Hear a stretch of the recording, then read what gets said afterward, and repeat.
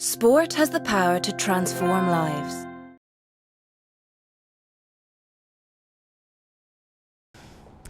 Thank you for coming, everybody. As Jen said, I really want to make this about a conversation that we're all having together so we can all learn from each other. Again, just make sure that if you use personal stories or stories about people that you know, that you don't identify that way. And if there's anything in particular you want to talk about personally later, come to me after, and that will work best. So I wear a lot of different hats. I come to you today as just somebody who's passionate about making sure that people with developmental disabilities, intellectual disabilities, have opportunities to have healthy relationships.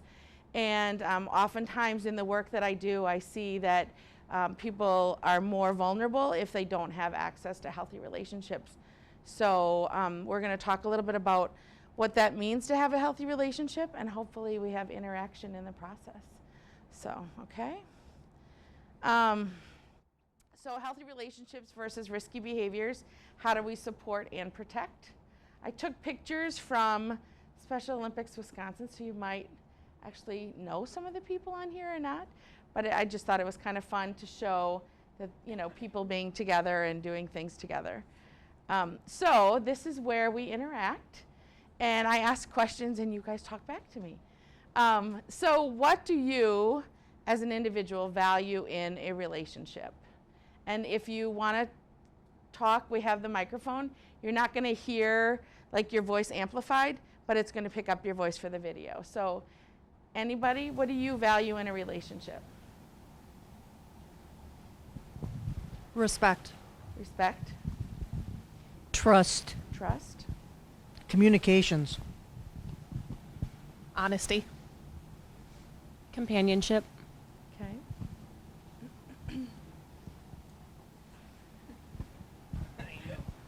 Loyalty. Loyalty. Excellent. Anything else we can think of?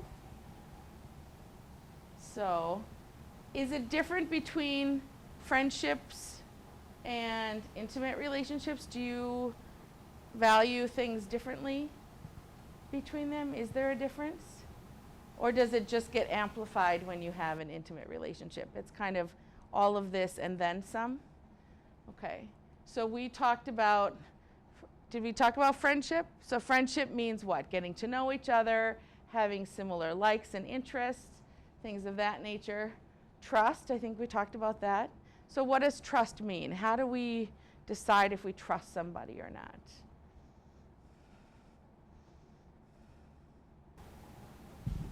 Take them at their word. So if somebody says they're going to do something, they follow through and they do what they say. Or if they say that something happened, you trust that what they're telling you, the story, is accurate. Okay. Laughter, is that valuable in a relationship? That's something you all value? Yeah. I really value laughter. Sometimes I think that's how I'm attracted to people more. Certainly the outside, you know how we say when you meet somebody, your eyes visually decide if you're attracted or not.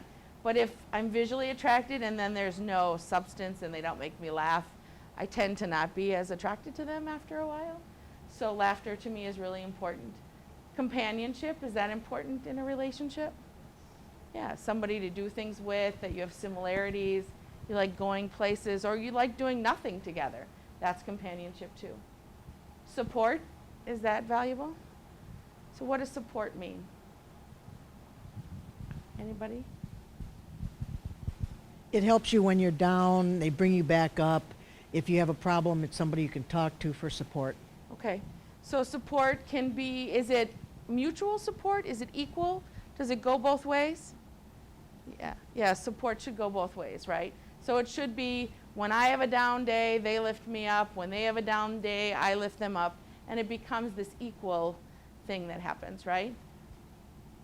How about equality? That's the same thing, right? Or similar. So equality also, though, means that I have equal say in the friendship or in the intimate relationship. So I get to say, are we going to do something? Are we not going to do something? We find compromise within that, and we do it together.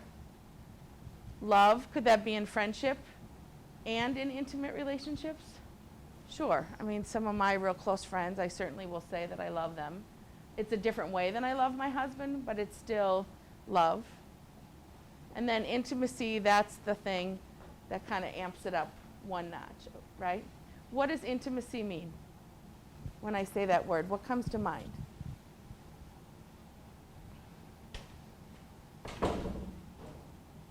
Right here, Judy. That could be having sexual relationships. Okay. Could be having sexual relationships. What else does intimacy mean?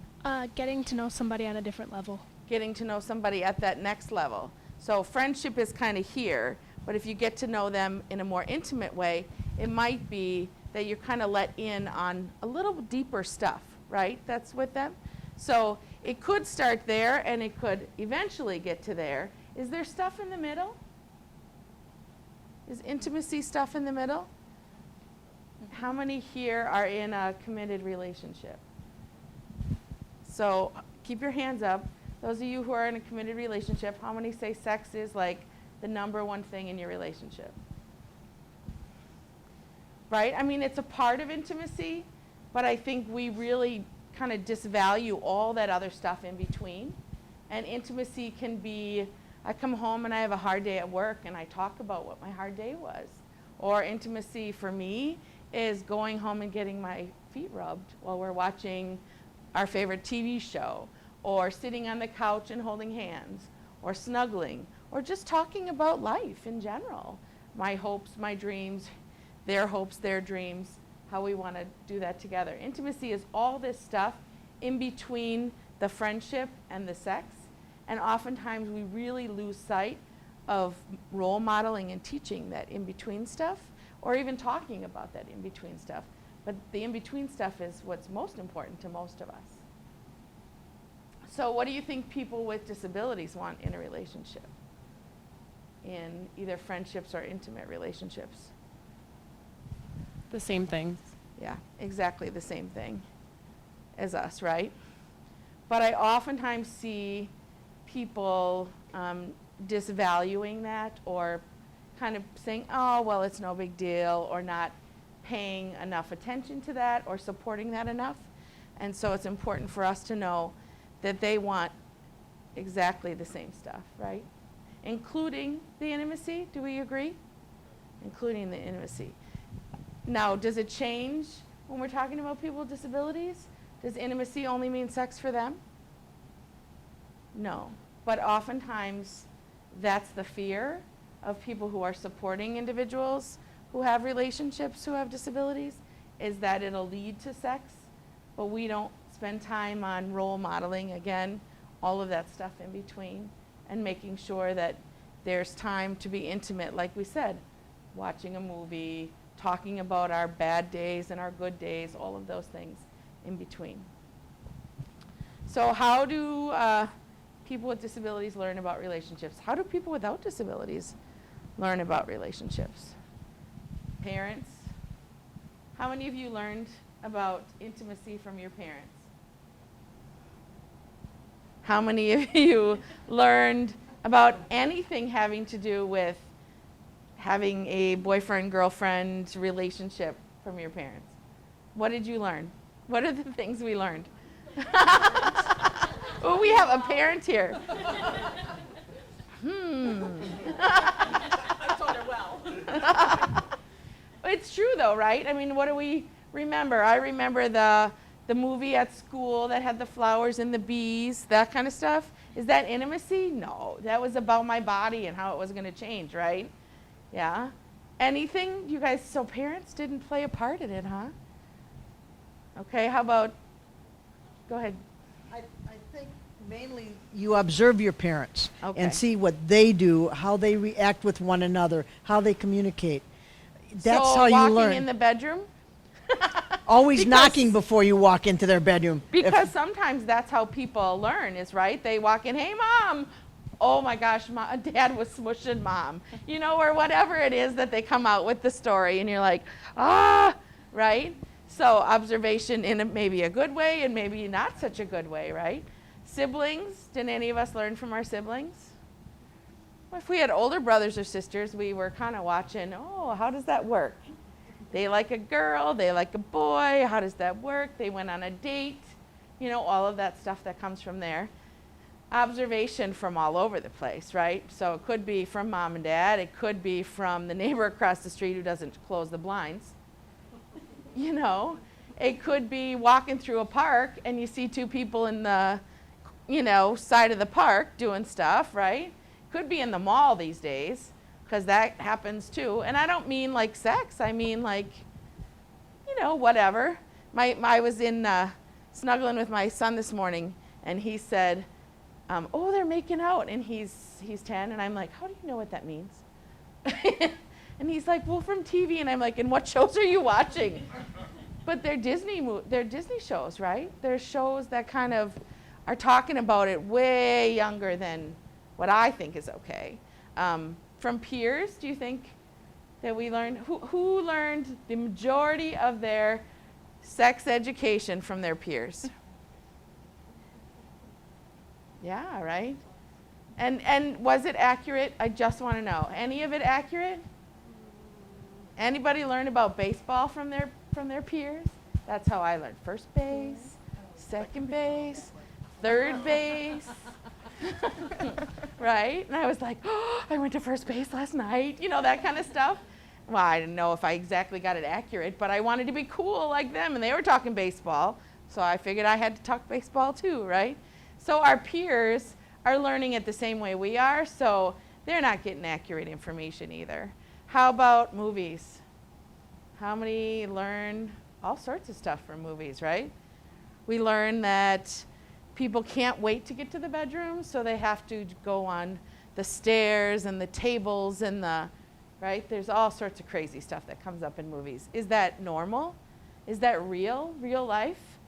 Anybody here want to say that they did anything on a marble staircase? No, right? I mean, first of all, I don't know that I would point that out as a really great adventure, because that might be really uncomfortable. But second of all, it's just not everyday life, right? That's just not how it happens. So movies aren't giving us a very good education about it. How about music videos? Do you watch music videos? Yes. You want to tell us again what you said? I said the Miley Cyrus Wrecking Ball video. Wrecking ball. So I have a wrecking ball in my house, and I just climb on and I swing, right? Is that accurate? No. There's all sorts of crazy things happening in music videos, right? How about soap operas? I mean, soap operas, they're very accurate when it comes to relationships, right? They meet somebody, they fall in love, they go to bed, they break up. All in one episode, right? And it happens just that quick. So, I mean, it's obviously not real accurate. And then caregivers. Do we ever learn from people who are supporting us or other people around us? Sure. Sometimes not in the most accurate way, right? But are we learning that in between stuff? Or is this all about learning that from friendship to sex and not the in between stuff? Oftentimes it is. You're right. We're kind of seeing the sneaky stuff or the stuff that's, you know, in movies. How often do they talk about the foot rubs? I don't know the last movie. I don't know. I watch chick flicks, but I don't see many foot rubs in the chick flicks, you know? And the chick flicks aren't very accurate either, are they? No. All right, so, ready? I get all these like, I'm not going to have any pictures, and I'm not going to like do anything that's going to scare you. It's okay. So, no, when I say let's talk about it, I'm saying like, how do we talk about it? Because, and this is with, you know, the people that we work with, who have disabilities. This is with our children.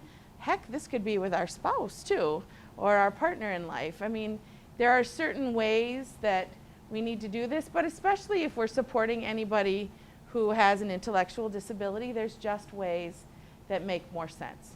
So one of the things in the experience that I've had that I really find important for us to pay attention to is definitions. So there was a number of years ago, I had a call from a mother who had a daughter with an intellectual disability, and she called me freaking out And she said, oh my God, my daughter is pregnant. What am I going to do? And I said, hang on, hang up the phone and go by your daughter and ask her what that means. And she was like, well, I know what pregnant means. And I'm like, no, go ask her. So she did. And she called me back laughing and crying. You could tell she was kind of like laughing through her tears. And I said, what did you find out? And she said, they kissed with tongues and she was certain she was going to have a baby. Well, that's because the education isn't there. It's because we haven't given that information and used, the definitions that should be there. So sometimes when supports of individuals with disabilities say you can't have a relationship or you can't have, they often think that we're saying you can't have sex. And there's all of that, we just defined that, right? There's all of that other stuff in between that if we provide opportunities for the individual to have that intimate stuff like sitting on the couch, going to dinner, talking about good times and bad times, that it won't be sneaking that thing or not knowing the education of defining that thing. The other thing is using the right terminology for genitalia, for things of that nature. I know that everybody in this room is not as comfortable as I am. I can like wing out those right words all over the place. But here's what I know in doing the work that I do is that if you don't use the right terminology, that person may end up in a courtroom because they've been abused, and they're going to call it a name like a wee wee or a hoo hoo, or I had one girl say it was her little sister, which I was very scared by that. Like, why would you call your vagina a little sister? But that's what she did. So when we have police and courts trying to figure out really what happened, how can we figure it out if we don't have accurate information? And when my kids were growing up, we told them this is called a nose, and these are called ears, and these are breasts, and this is a vagina, and this is a butt. That's how it works. And these are the reasons we have them. My children are small enough to right now know that breasts are for feeding babies when they're small. And then when, the babies don't need that milk anymore, then mom doesn't have milk anymore. That's all that they need to know. They don't need to know more than that. But they should know the name and what the purpose of that body part is. So it's important to have those words and not have all the little silly words. Can we name like 1 million silly words that people use to avoid saying the words? Yeah, we have restaurants named after them, right? Right? All sorts of restaurants, yeah. So yeah, I don't frequent those places. But they're named after them. My kids call it the Owl Restaurant. That's really not what it is, but I'm okay with them calling it that. So use teachable moments that arise in daily life to have the conversations. If, somebody comes up pregnant, somebody's getting married, whatever those things are, here's the best tip that I ever learned is that I don't need to know all the answers. I just need to ask the questions. So when someone comes to me and says, yeah, my friend at school is pregnant, and I go, what does that mean? How do you think that happened?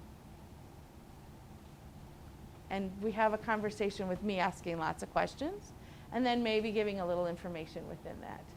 The best tip my mom ever gave me was that you have those kind of conversations in a car on the highway at about 55 miles an hour because they can't escape, because they'll hurt themselves.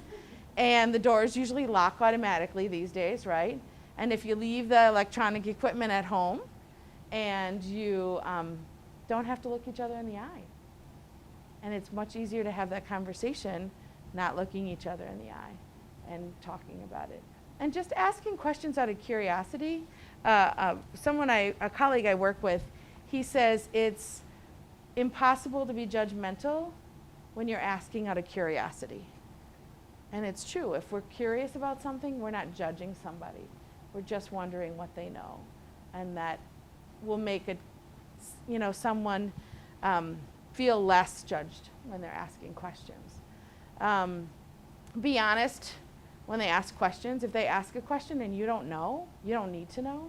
You can find out the information.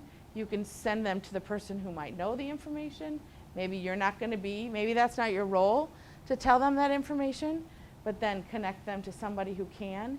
And if their parent isn't the right person, then maybe there's somebody else, or maybe there's the library. The internet is a little dangerous with that because you can Google something and you can come up with some stuff that might not be real appropriate, especially depending on the terminology that you put in there. And there's a thing called Wikipedia that anybody can put stuff in, so it's not always completely factual. So just be careful with kind of where they're getting the information on an internet. But you don't need to know. In fact, I think it's refreshing for individuals to ask an adult, you know, someone they look up to, a question, and for that adult to say, you know what, I'm not sure, but I will go find information and I'll come back to you with it if you're comfortable doing that. And that's okay to do that. I think that that brings a lot of respect on from that person. So I think it's a good thing to do. Always acknowledge and value the feelings or experience that that person has. I can't tell you how many times I've heard an individual with a intellectual disability come into a workplace and say, oh, I loved them and they broke up with me and I'm just gonna be sad forever. And people go, just get over it. It's no big deal. You just knew them for 2 days or you just knew them for 2 months.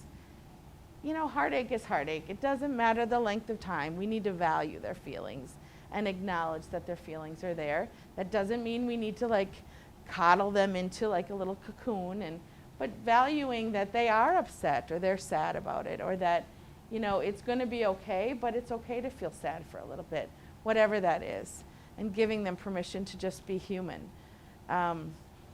Be willing to repeat information over time.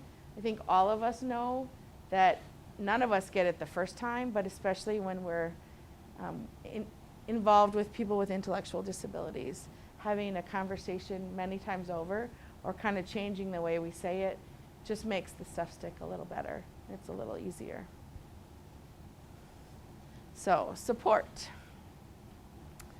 So, in Wisconsin, there are laws about whether or not you can have sexual intercourse or sexual touching. Do you guys know that? That there's actually laws on the books?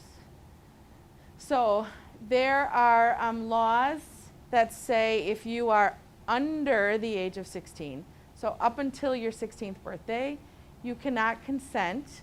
And that word, I oftentimes, when I'm talking with individuals with intellectual disabilities, I'll say you cannot give permission, because that makes a little more sense. You cannot give permission to let anybody touch you in a sexual way or to have sexual intercourse. And sexual intercourse is more than just, here I'm going to say some words, just penis to vagina. It is much more than that. So it could be digital penetration, which when I'm in schools, they often say, a cell phone? I'm like, no, fingers, digits. You could have what our ex-president had, you know, I did not have sexual relations with that woman. That indeed is considered sexual intercourse in the state of Wisconsin, oral sex. And then anal sex and anything that is inserted into a sexual part of their body. So that's intercourse. So anybody under the age of 16 can't give permission. So even if they have a boyfriend or a girlfriend and they want to make out or mess around, if there's any touching of private parts on top of or under clothes or any sexual intercourse, it is against the law. They don't have the right to have, to give permission for that. So if somebody is 16 and 17 but under 18, they can give permission to sexual touching, but they cannot give permission to sexual intercourse. And then if you're 18 or over, you can give permission for any of those, but only if it's consensual with the other person and they are of age to give consent. So one of the challenges that we have when we're interacting with people with intellectual disabilities is that we kind of lump many ages together, and that can kind of cause all sorts of opportunities to build relationships and maybe even intimate relationships, but we might not have consenting ages there. So it's really important that we keep those lines and those boundaries in place for that. In schools even, we have, high schools 15 to 21. So making sure that a 15-year-old and a 21-year-old, if they're dating and if they engage in any sort of sexual intimacy, the 21-year-old could be charged as an adult for sexual assault. So we need to make sure that we're informing. So some of the, these are legal ability to give consent, and it's just, these aren't part of the law, but these are some guidelines that were made up from Wisconsin Coalition Against Sexual Assault to kind of give some guidelines as to whether or not somebody understands what the word consent means, because I do think that that's a word that we throw around, but not everybody understands what it means. So one of the things is that they must understand the distinctive sexual nature of the conduct. In other words, the person is able to understand the physical nature of the sexual acts in question, and that the acts have special status as sexual. So they don't think that it's called something else and that it's not sexual, that they understand that what they're doing is indeed considered sexual. The person understands that his or her body is private and that he or she has the right to refuse to engage in sexual activity and to have the refusal respected. Basically, that means they have the right to say no. They also have the right to say yes if they're consenting and the other person is consenting. And oftentimes we forget that piece, is that they have to have the right to say yes or no. The person understands the possible physical consequences of sexual contact, including pregnancy and sexually transmitted diseases. Just that there's consequences that could leave them either with a disease or leave them pregnant, and that they have to be able to be responsible in what that means. I don't know how many people without intellectual disabilities really make good decisions in that area, but it's just a guideline to kind of understand where they're at in their understanding. And then the person understands the consequences of social taboos or societal response to the conduct. What do you think that means? Social taboos. Some examples of a taboo is something like incest or cannibalism. It's something that's extremely frowned upon by society and is considered as uncomfortable to talk about or even refer to. Okay, so a taboo could be something that society doesn't kind of condone or respect, and cannibalism probably doesn't fit here, but I get what I get where you were going with that. So, but what are some words that we use about girls who have frequent sexual partners? We all know them, right? I mean, there's words that we give to, so it's understanding that if you engage in this, you may be called things in school, in the community, at Special Olympics, whatever that is, that there are some societal things that can come with that, and understanding that that might happen. Again, how many people without disabilities understand that? Not too many, but this was a group of people came together with just some guidelines as to whether or not we can understand if people have the ability to do that. I don't know how many people, like I said, with or without disabilities can really fit all of these categories. I don't know that myself or close friends of mine who first engaged in any sexual activity could really fit these categories when it happened. So myths versus facts. So the myth is people with disabilities do not feel desires to have sex. Do we all agree that that's a myth? Yeah. So the fact is that people are people, regardless of disabilities, but sometimes society as a whole minimizes and even thinks, when I first started doing this work, it was almost people with disabilities were asexual and that they didn't have any sexual feelings and they didn't have any biological urges or any of that stuff that kind of goes on. And I hope that society understands that that's not the case. And I think what happens with sexual urges and biology depends on how much education you've gotten and how much information you've gotten from whoever's around you and whoever supports you. Another myth is people with developmental and physical disabilities are asexual or childlike or sexually innocent. and I think we even see that with taking the sexual out of that. There's many people in society that see somebody with a disability and immediately it's that, oh, how are you today? I think we can see that every day, and certainly not acceptable, but we transfer that onto individuals with intellectual disabilities when they're talking about wanting relationships, and we'll say, oh, well, 5-year-olds don't have relationship, therefore, well, just because the information may process differently doesn't mean that their chronological age shouldn't count, because it should count, it should matter.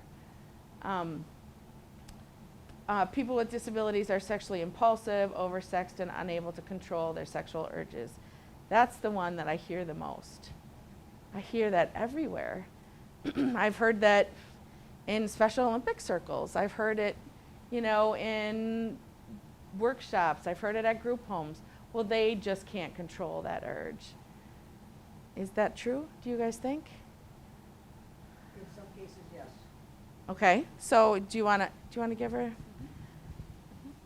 without naming names, can you give me an example of where you think that's the case? There's an individual that can look at magazines, watch movies, and that individual immediately extends, Okay,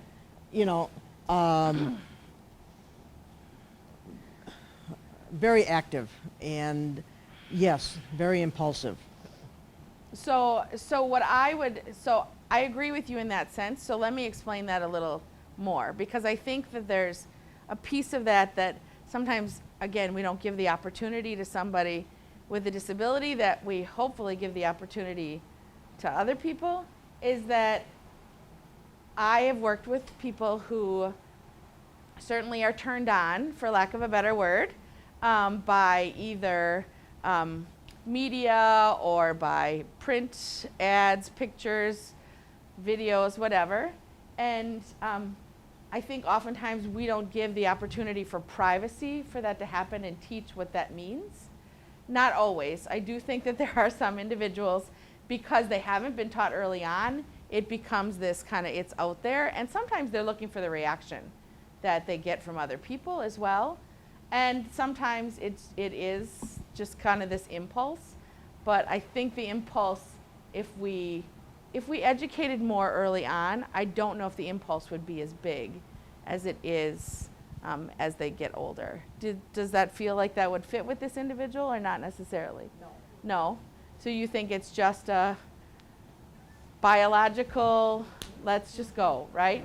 Yes. Right now, I'm in the middle of Walmart and I'm just gonna, okay. Yes. And do you think that the education was provided to this person growing up, Yes. and they still, Yes. okay, And the individual had a healthy relationship. okay. So in that case, then I would say it's less about what they do and more about what we do and how we can kind of corral that and prevent that, which I'm guessing is what people attempt to do, but it's pretty difficult, right? It's very challenging. Yeah, yeah.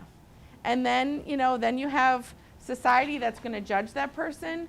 And the other piece of that always worries me in that sense is that they may just be reacting in a biological way, but somebody else might judge it in a much more severe way. And eventually they certainly could have a label put on them, which they may already have a label put on them for doing something.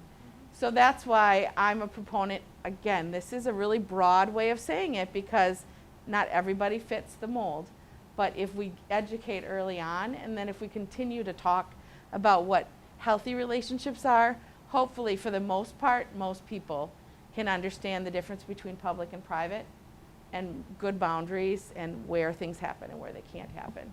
There's always going to be an exception to the rule, and I think you found one. So, and in that case, I have met physicians who can prescribe medication. I am not a physician, so I will not tell you what that would be, but there have been physicians who've helped with libido issues. So that certainly might be an issue that can be. Quick, make a note.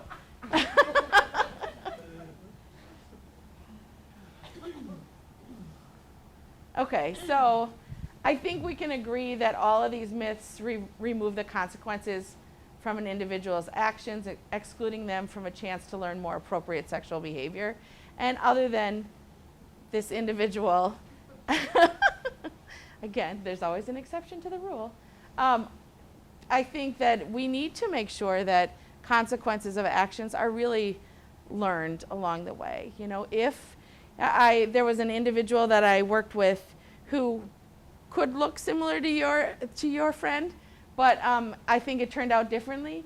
He was never given any education along the way, and he was this young, full-blown puberty young man, and went into a store and saw this really cute, attractive teenage girl, and his body reacted. And he just stood there watching this pretty girl as she initially said hi to him and then saw what was happening and really was alarmed by what was happening. And he then did get in trouble. Security was called, police were called.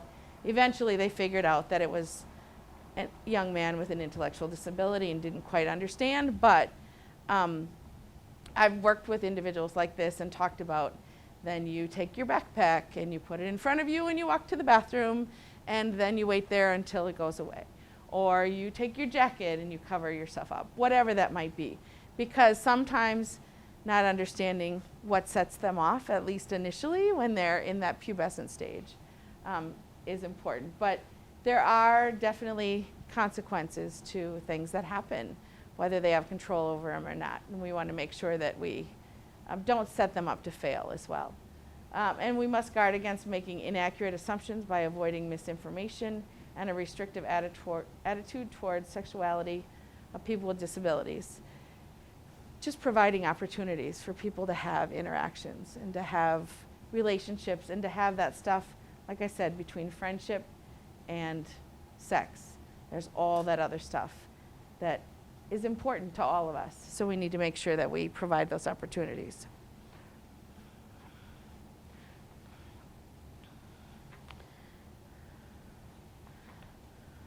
So, what are we on for time? Sorry. Huh? 6:08. Oh. So, questions about what I talked about so far?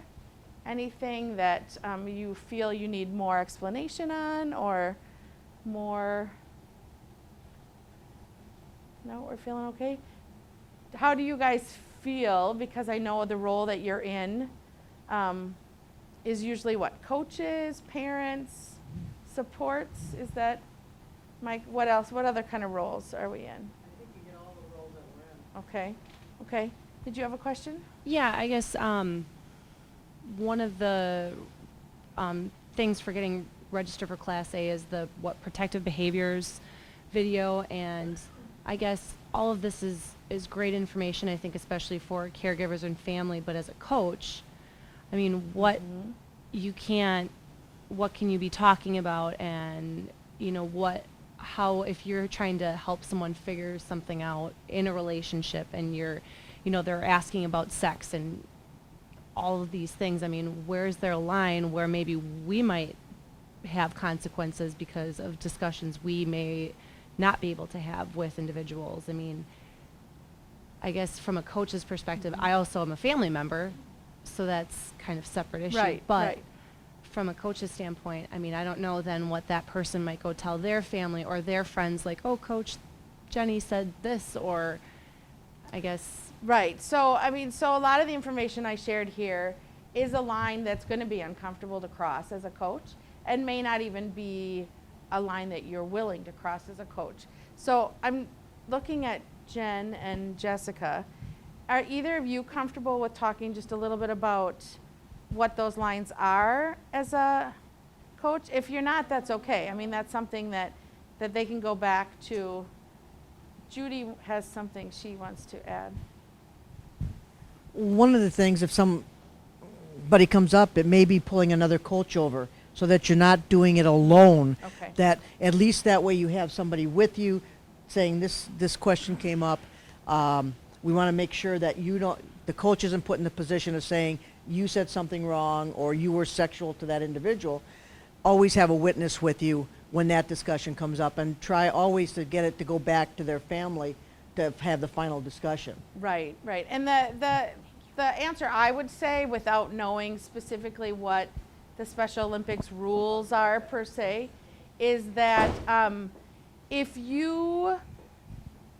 they're afraid to talk to their parents or they're uncomfortable, and you can ask that question, do you feel comfortable talking to a parent, or do you feel comfortable, going back to your mom and dad? Maybe it's just you going with them and saying, you wanted to ask a question. I mean, you guys know the parents very well, right? I mean, you interact usually with the family members. So maybe it's just as much as, you know what, I'll go with you. And then once they start the conversation, you can back out of it. And then it's not even you giving the answer, it's you just supporting. Because how many of us at some point in our life wanted to ask our mom or dad a question and we're scared to death to do it because we thought there would be like this blow up. And we knew that if we had another adult with us, that the blow up would be much smaller because mom won't blow up in front of that stranger or whatever, that kind of thing. So maybe it's as much as that, just to say, that I'll go with you if you have that question. Or do you want me to go? And I'd stay away from you asking the parent the question. I'd be more about helping them kind of get to what they're going to ask. And then the other piece, I think, what you said, Judy, was a really good idea, was that pull over another coach with you if you're having that conversation, so that or another adult, whoever that is, so that there's two ears listening, but not only two ears listening, there's two people giving input, and that it's a balanced conversation. And I'm not asking you by any means to be a sex educator. Please know that. That's not your role. That's not my role. But I think that understanding that just being kind of honest and being forthright and just kind of not freaking out when they ask certain questions will at least give them maybe the guts to kind of ask the question or to have that go-to adult. We all know growing up there was a go-to adult that we could at least feel like they wouldn't judge us and that we could ask a question. And again, maybe they don't know the answer, but maybe they know who does know the answer. And maybe if the person is afraid to tell at home, that's something for us to be aware of too, is how do we see if there's something going on at home that maybe we need to deal with. And we'll talk about that more as we come up to this. Anything else that we had questions about the first stuff? Do you have any input into, say, two athletes or whatever, one of the athletes perceives that there's a relationship, or that, they really want a relationship? Yeah. And the other one doesn't? Is that kind of what you're saying? Correct. So the word equal, when we talked about all the things you want in equality, I do a lot of classes for healthy relationship classes for individuals with intellectual disabilities. And I use the word equal a lot because I think it makes sense. And I use, those scales that kind of you put weights on one side or the other and they kind of tip. I will say it has to be equal. So if you like them and they don't like you, is it equal? No. If you say they're your boyfriend but they don't say you're their boyfriend, is it equal? No. And how do you know if it's equal? Asking. And we're going to do an activity later about how do you ask and how do you get consent. And I don't mean consent about sex. I mean consent about being in a relationship or holding hands or maybe kissing somewhere that it's appropriate, because we can have guidelines and say, this is not an appropriate place. And guess what? You and I have those guidelines. My husband came in right here, right now, and kissed me. Would that be appropriate? Absolutely not. There's guidelines. There are guidelines in society. We all have them. So making sure that we kind of learn that that's equal. But I think if you have the conversation in that way, to say, is it equal? And does that person like you the same way you like them? And if they go, well, I'm sure they do, then say, did you ask? And if, well, yeah, I asked, what did they say? Well, they said they don't know. Well, then it's not equal. And having that kind of thing like that, I think that's that's the best way that I've learned, is that keeping that equal. And you know, me perceiving that somebody likes me and them actually liking me are two different things. So again, having that equal question. Other questions? No? What about internet and cell phones? How if individual keeps bugging you and you want to have and you don't want to talk about it on your phone or on a website, and you just want to stay away from, how do you try to tell that person? So I think that's important in the sense that it has to be equal too. If they want to talk to you and you don't want to talk to them, that's not equal either. And then we have to learn, all of us, to set good boundaries. I had a friend who was always contacting me all the time, and finally I had to say, you know, if you don't respect my boundaries, which means, you know, if it's not an emergency, it can't be every 10 minutes you're texting me or sending me messages or emails. And if they don't respect that, then I'm going to either block their number or I'm not going to respond, and eventually they'll kind of stop asking me to whatever, be their friend or whatever that is. But it's tough to make a boundary.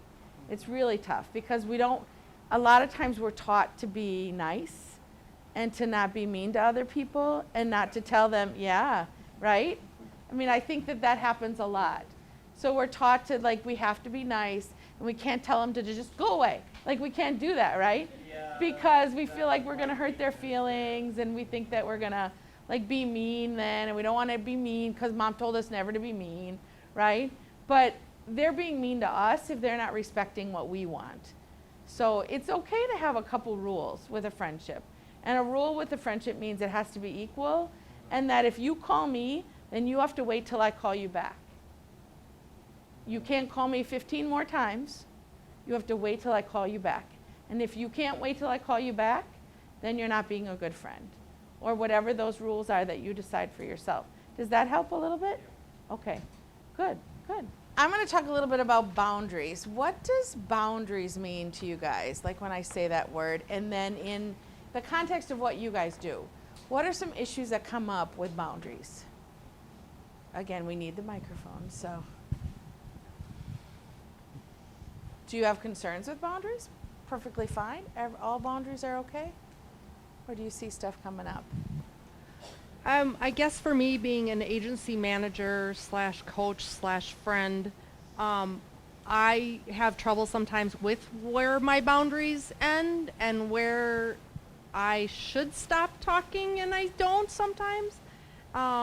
Because sometimes I feel like I have to be the authoritative person, but yet I'm put in a situation that I'm going out of my comfort zone and I think above where I need to be to give appropriate answers, if that makes sense. Mm-hmm. So for me, trying to draw those boundaries and stay with them is really hard in my position.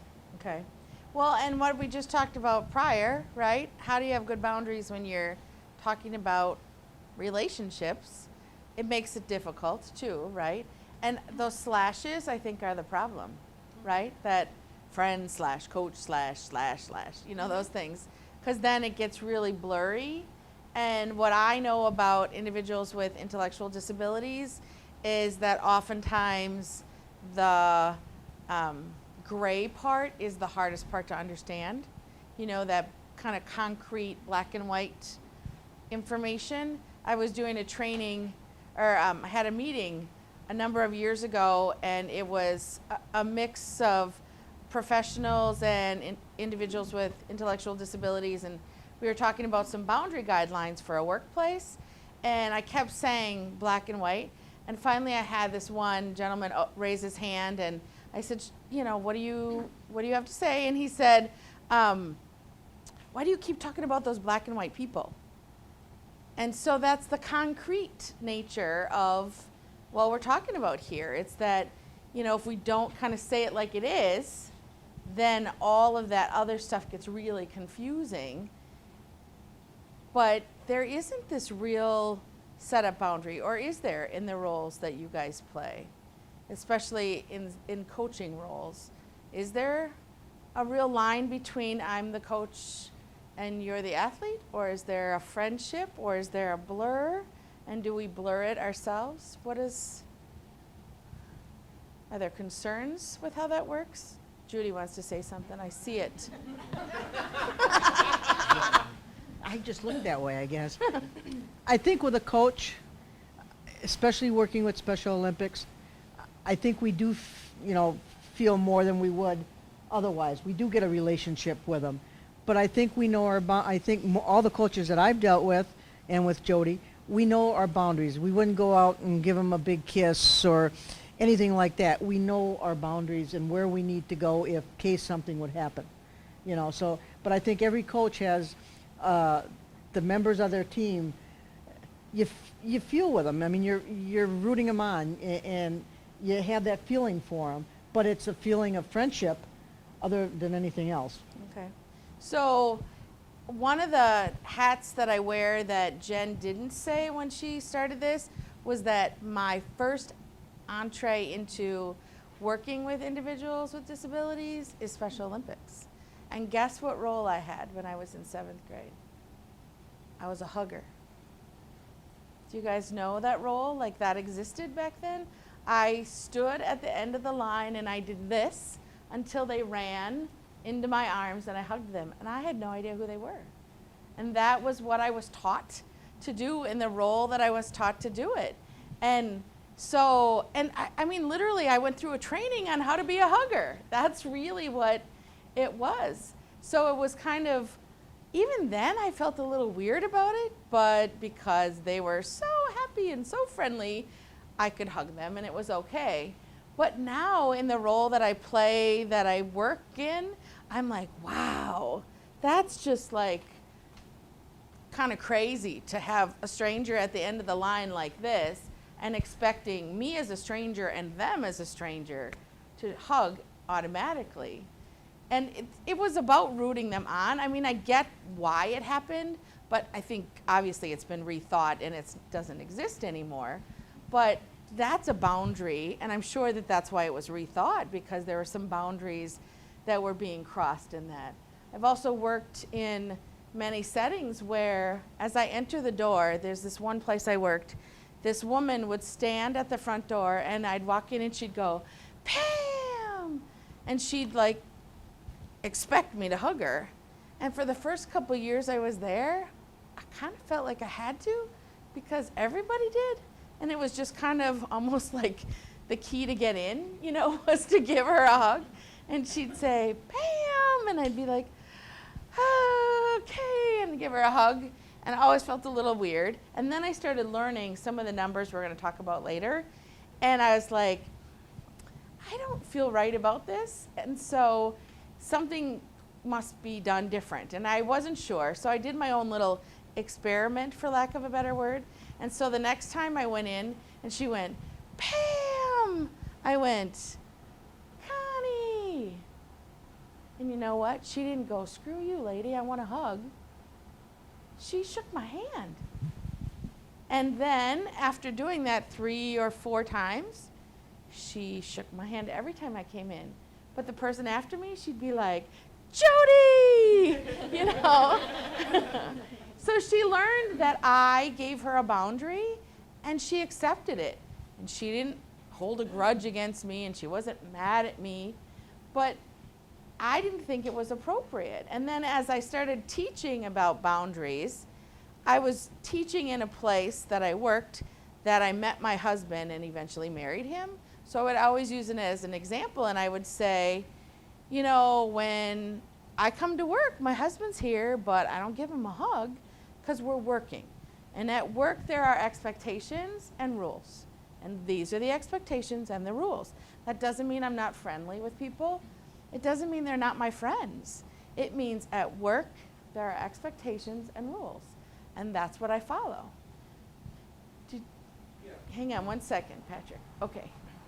What happens if that person doesn't listen and doesn't want to go, and you try to tell them, no, this is my boundary, and they say, I'm going to pass your boundary. What do you do? So, Patrick, would you be willing to come up here and do a little exercise Sure. with me? Good. Cool. So, what I want you to do is pretend or try to hug me, and I'm going to do something, not to be mean. I'm not going to hurt you. I understand. Okay? So, try to give me a hug. How you doing? Nice. Good. Yeah. So, like, was I mean to you when No. I did that? Do you think you could do that if I tried to hug you? Do you see? So first of all, let's talk about it. I put my foot out like this in front of me. Right. So that means you're not going to come past my foot, right? Right. So now I've got my space, right? So, and if I put my hand out, you know what I want from you is I Right. want a handshake. And are you going to keep coming in, or are you going to just No, I'm shake my gonna hand? hand you. Yeah, because that's what looks like it's supposed to work, right? Right. So let's say I'm going to try to hug you, and you try to do that, okay? Oh, see? Oh, you almost caught yourself. But see, I saw your foot there, and if I would have kept coming in, I would have tripped over your Right. foot. So sometimes there's little tricks that you can do Okay. that you're not going, don't hug me. But you can say that if you want to. All right. But you can also just do that little trick. Have you ever met someone who talks to you so close that they're like right up in your mouth like that? Yeah. And you're like, ah. Yeah. I use that foot trick for that too. And I go, so what are you doing today? And they're not going to come because they're going to trip over my foot. Do you think okay. that works Yeah. okay? Okay, cool. Thank you. Thank you. Does that answer your question? Yeah. Excellent. Okay, so again, there are ways that we can be friendly without being mean or without putting off, without kind of always expecting that hug. All right, so let's pretend like you're gonna give me a hug. Okay, so a full front hug. Okay, yeah. How you doing today? I'm doing good. Good. Yeah. So was that okay? Was that a mean hug? No, it's a good hug. Was that an okay hug? Were you all right that I just did the side and not the whole big bear hug thing? Yes, Yeah? yes. I didn't like make you mad or anything like that? No. No, okay. All right, cool. Thanks. No. All right, cool. We cool too. We're very cool. Thank you. Very cool. So that's a trick that I use. Like if they're coming in for the full bear hug, as they come in, I'm like, and they get my hip. That doesn't mean I'm not hugging them. It doesn't mean I'm not friendly with them. But why do you think I think the front hug is less acceptable?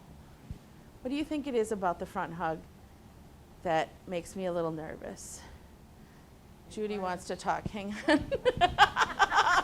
Well, it's your privates. I mean, you've got your breast, you've got everything else in front of you. Private, touching Right. private, right? And I'm not saying it because it's dirty. That's not what I'm saying. I'm saying there's misinterpretation that can come out of that. Not every time. Hugs are hugs sometimes. They're just that, hugs, right? But sometimes, have you ever seen an athlete or an individual with a disability get a crush on either a caregiver or a volunteer or a coach? Have you ever seen the crush factor? Absolutely. So, oh, do we have some crushes? Oh, that's because you're so pretty. The camera can't catch the color of your cheeks. I think it's this color right here. Now it's this color right here. Okay, so there's the crush factor. So we don't want people to get like a message that's not really there, right? So we want to do that. The other part is that we want them to be, we want the people that we work with to be safe, right? Can we all agree to that? That we want them to be safe and not hurt. So our hug might be safe, but the next hug they get might not be safe. And I truly believe whether we're paid or volunteered or whatever we're doing, is that our job is to teach them how to be safe when we're not there. Because when we're there, they're safe because we know we're keeping them safe. But when we're not there, we don't know. And if we teach them by example that coming in and doing a bear hug is okay, then we don't know that the next person that they're doing a bear hug to might take advantage of that. So it's good to kind of remember that we're safe, but the next one might not be safe, and do that way. And then the last part is that we don't want us or them to be considered to doing something that we're not really doing. So I don't want my hug to be misinterpreted by somebody else as sexual. And I don't want one of my athletes to be hugging someone else and have it misinterpreted as sexual. Because what happens when that happens? You have accusations of stuff going on. And I'm not saying those things don't go on, because they certainly do, and we'll talk about that later. I just don't want false allegations. Why not protect them and protect us at the same time? And a side hug isn't saying, I don't like you, right? They're not going to get that message. Arnett, when I gave you the side hug, did you think I was a jerk? Okay. All right, right? I was still being friendly. But there's, there's the high five, there's the... So a while ago, many years ago, in a northern county, I was called to a home where a young man with a intellectual disability lived, and he was being accused of sexual assault, or being a perpetrator, or being a pervert, or whatever the name they gave him was. And they asked me to come in and talk to him. So I went in and I said to him, what do you need help with? Like, how can I help you? And he said, probably the saddest phrase I ever heard is, I need to know where I can get a hug. And I was like, okay, explain that. And he said, well, I can't get a hug at home because I live in a home that I'm supported in, and they're paid staff, and they're not supposed to give me hugs. I completely agree. So he had an accurate statement. I go to work, and where I work, hugging's not allowed to staff or to fellow employees, so I can't get a hug there. I agree. On working hours, we can't, right? So I have a volunteer position, and I meet people. And I met this girl, and she was really nice, and I went to give her a hug, and I got yelled at, and I don't understand. So what I found out is he's a 45-year-old man with an intellectual disability that's visible, and she was a 13-year-old girl. He wasn't trying to hurt her. I have every confidence that this 45-year-old man made a friend because she was nice to him, and when he saw her again, he gave her a hug. But somebody saw it and misinterpreted what he was doing and immediately put a label on him. So I had to say to him that I don't know if I can tell you where to get a safe hug, because I don't want you set up to fail. I don't want you set up to be somebody who's going to get in trouble or get a label put on you. So instead, what we did was the best I could do, and I honestly to this day don't know how well it worked, but I set up the staff and him to have a system where if he needed affirmation, then he could ask for it. So he would do things like, hey, put it here, and he'd get affirmation, right? Skin contact, I think that's very important, okay? Or he'd say, how you doing today? And people would do this. I'm doing really good today. How are you? Do you see what I did there? I had two hands, and I made eye contact, and I made sure that she knew that I was talking directly to her. It wasn't a hug, but it was somebody paying attention enough to give that one moment of, I'm here, right here with you. I'm not doing a million other things. We're connecting right now. And then we did side hugs and pats on the back. Was it enough? I don't know, but hopefully it was enough to keep them out of jail. Because honestly, I think they were this close to doing that, which I don't think was right, but it certainly was a possibility. So it's not only to keep them safe, but it's also to keep them from being accused of something. And then if we stretch it a little further, we don't want you guys accused of something. Because our actions can be misinterpreted at some point too, and we don't know. Just because I intended to do something nice doesn't mean it was received as nice. Just because I intended not to be sexual in my big bear hug doesn't mean it wasn't perceived as sexual. So keeping our kind of boundaries that way, I think, is important. And we'll do an activity in a little bit on how I teach that when I have groups of individuals with disabilities. and you know how you can maybe do an activity even just in your team or whatever that might look like. Does that make sense to everybody? Okay, good, good. So I went to an agency and they wanted to have a policy for no hugging, but just for two people, because they were boyfriend and girlfriend and they were getting too touchy-feely. So no touching, they wanted a policy. And I said I wouldn't do that. And I said instead I would do a policy for everybody, both the individuals with disabilities at the agency and the staff, or I wouldn't do it at all. So we talked about it, and I did a training similar to this, talking about hugs and how they shouldn't be front hugs and stuff like that. And as we walked out, the director said to me, "Oh, that was such a good training. I'm so glad you did that." He said, "But you know, Pam, sometimes I just like hugs." And I said, "But it's not about you. Because you get to go home and have a hug. And it's a safe hug, and you get to say no when you want to say no. But we're setting people up sometimes to be compliant." Remember, we talked a little bit about that word, and we're going to talk more, but compliant means they're doing what they think other people want them to do because they want people to like them, and it sets them up. And it's not about us. It's really about keeping the people who we care about.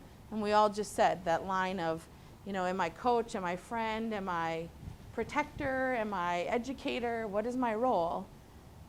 We want them to be safe. Ultimately, that's really what we want. So thinking about that when you have some of those proximity issues. And if you feel like there's going to be kind of a misinterpretation of what you're doing, have somebody else there with you so that it's not misinterpreted, so that we make sure that we're protecting ourselves. Like you said, bring a friend or another coach in when you're having that conversation, if you have to have it, so that it's not taken out of context and so that somebody else hears what you said as well. Okay. All right, so Sue. What do you do with someone who is a consistent hugger? Someone who is larger than you, stronger than you. You offer your hand, they take your hand, pull you in, and still come with the big bear hug, even though you have said that that's not appropriate.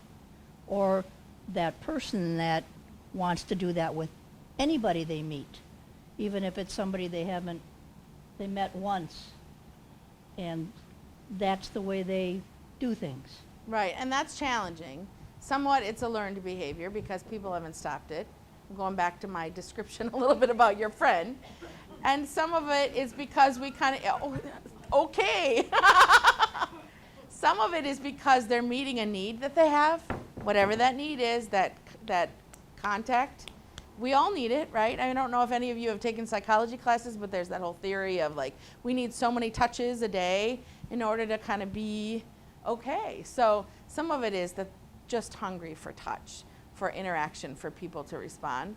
But we can't allow it because they can be taken advantage of or they can be in trouble. So, so how you doing today? You know, putting some sort of barrier. Hey, it's good to see you.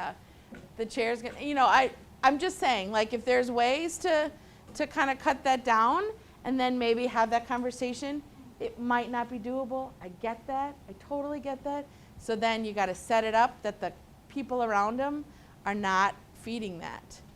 Because unless it's equal, again, there's that equal conversation to have, you know. Did you ask for a hug? No. Then you can't have a hug. Did you ask and I said no? Then you can't have a hug. Did you ask and I said yes? Then it's okay to give a hug. And then if the squeeze is too tight, then you say, I'm not going to say yes again if you squeeze that tight. I mean, there's little baby steps that you can use in that. But then there's the, if all else fails, put something between you and the hug so that you can stop that from happening and maybe find a time to have the conversation. It is not always doable, but there are tricks to do it. And then also talking to the other athletes and the other coaches so that they're not feeding it. If you're trying to set up a boundary and then they're all breaking the boundary, your boundary doesn't mean anything. So then consistency is really important too. And will that work every time? No. Okay. But it's a way to start. And maybe if you build on that and have all the athletes kind of do the same thing, or the other coaches do the same thing, and reinforcement, you know, saying how proud you are that he didn't come full barrel in, however that might work. You know, those are behavioral type things, but not always going to work, but hopefully it starts that. And the other athletes will see what you're doing and maybe pick up on that. So maybe you're not educating him, maybe then you're educating the other athletes. So has anybody ever heard of the word grooming before? In the world of child sexual abuse, we hear grooming a lot. But in the world of sexual abuse with people with disabilities, grooming happens a lot too, and we don't always hear it connected to that. So I'm going to tell you a story about someone who I met and what grooming looks like, so that you kind of get an idea, okay? So there's a young man, his name is Aaron. I have permission to use it. I'm not breaking any confidentiality. I met him when he was 23 years old. He has cerebral palsy, and he lived at home with mom all his life.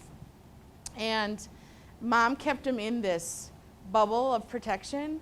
Most people who have family members with disabilities understand what that bubble is, because it's like, I'm not going to let anybody that I don't know around my child, right? Later we'll talk about how that bubble's not okay. But she kept him in this bubble, okay? So when he got the opportunity to pop the bubble and leave, he did. And there was funding for him to hire a staff and move into his own apartment. He needed 24-hour-a-day care. So he went and he got to interview and hire somebody, and he hired a man who had some experience in working with people with physical disabilities. And they moved into an apartment with 2 bedrooms. And the caregiver was on the clock whenever Aaron was home or was with him. When Aaron was at work or sleeping, he wasn't on the clock. So that's kind of how his pay worked. So Aaron lived in an apartment with the caregiver and went to work the first day, came home, and the caregiver went to the fridge and pulled out 2 beers and put them on the table and said, let's have a beer and let's just sit down and get to know each other. So what do you think Aaron said? Well, yeah. So, you know, he said, I've seen my dad do this. He comes home, cracks a beer, and, you know, talks about his day. So we want to get to know each other. So they both sat down, had 1 beer. They didn't drink the whole case, and they just got to know each other. So a couple days later, Aaron goes to work, comes back home, and the caregiver says, what do you want to do tonight? And Aaron's like, I don't know. Mom kept me in this bubble. I haven't done too many things. And the caregiver says, you want to go to a strip club? And Aaron says, what? What do you think Aaron says? 23? Heck yeah, I want to go to a strip club, because I've heard about it from my brothers, but they've never taken me. Not only does this guy want to take me, but he's going to go with me, and he's going to hang out with me. Isn't that cool? So they went to the strip club together. No harm, no foul, unless you have issues with strip clubs, and that's a different training. So then a couple days later, he's getting Aaron dressed for work, and his hand kind of lingers in his groin area a little longer than what Aaron's comfortable with. And then Aaron's like, well, it was an accident, so no big deal. A couple days later, as Aaron's leaving for work, the caregiver gives him a kiss on the forehead. And Aaron's like, okay, is that weird? Wait, no, my mom kissed me on the forehead every day, all of my life when I left. So that means we're bonding. Look at us. It's working. We're good, right? A couple days later, Aaron's in the van. He's checking Aaron's seatbelt, and he gives Aaron a kiss on the lips. And Aaron's like, wait a minute. I don't like this. I'm going to tell somebody. He didn't get a chance. That night, Aaron was sexually assaulted in his own home, in his own bed. So let's go backwards a little bit and see which parts of this was grooming. So let's go to the beer. Was that okay for them each to have 1 beer? No? What wasn't okay? Oh, we have a microphone here. She's caught up in the... I was having my own conversation about whether I thought it was okay or not. Sorry. So, Arnett, was that okay? Oh no, that wasn't okay for him having a beer, because it's like he was a client and the staff person should know better to get him like some juice or water because he Nice. he's making Aaron making bad decisions and Aaron make the bad direction all that. Okay. So Arnett, can I ask you, Aaron, the guy with the disability, was it okay for him to have a beer at his house? Not really unless it's non-alcohol beer, yes. Okay. So I want to correct just a little bit on that because I think you got most of that right. So Aaron was allowed to have beer because his doctor didn't say he couldn't. No. So he had one beer. He didn't get drunk. He just had one beer. But the staff couldn't have a beer because why did you say the staff couldn't have a beer? Because he's like working with him. There you go. Thank And, you. Exactly right. Aaron, you know, I know Aaron from North Suburban. You know Aaron? I don't Yes. know if you know Aaron, but Oh. it might be a different one. Okay. But we might know somebody who's kind of similar. Yes. Sure. So, but you're right. Because how many of us get paid to drink beer? If we drank beer at work, like, would that be okay?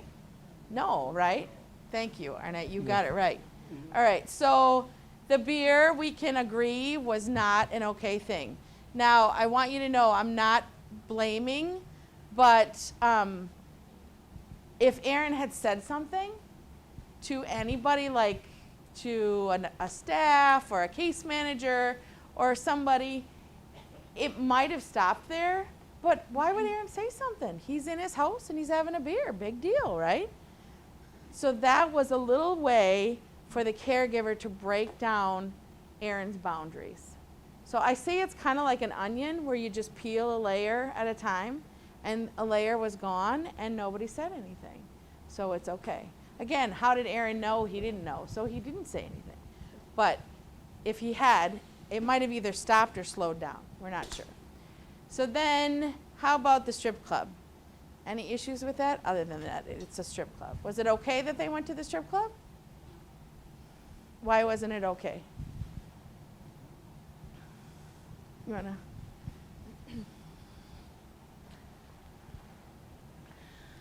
Because it shouldn't have been something that the caregiver should have even mentioned to him to do. Okay, so It the wasn't operative, appropriate for it.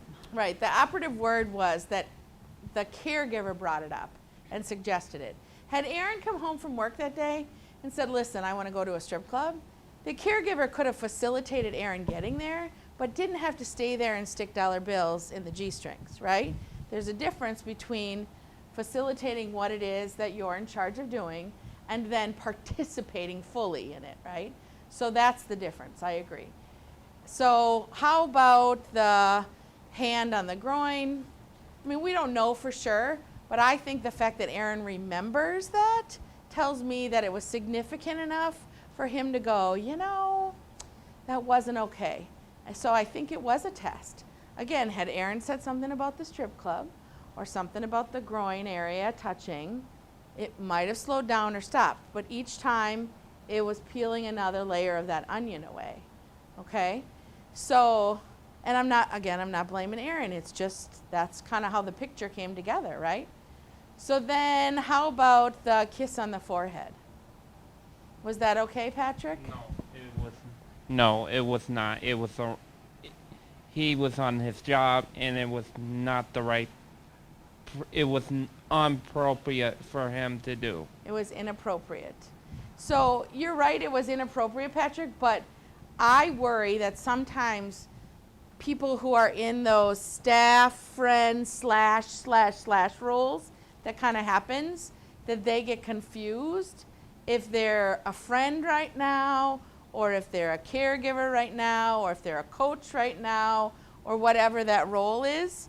And I've seen people give big hugs that are a little squishier than they should be, or back rubs or foot rubs, and they start crossing the line between I'm here as a support and I'm here as like a friend or maybe more than a friend, and start blurring those lines again and making all that kind of gray area confusing.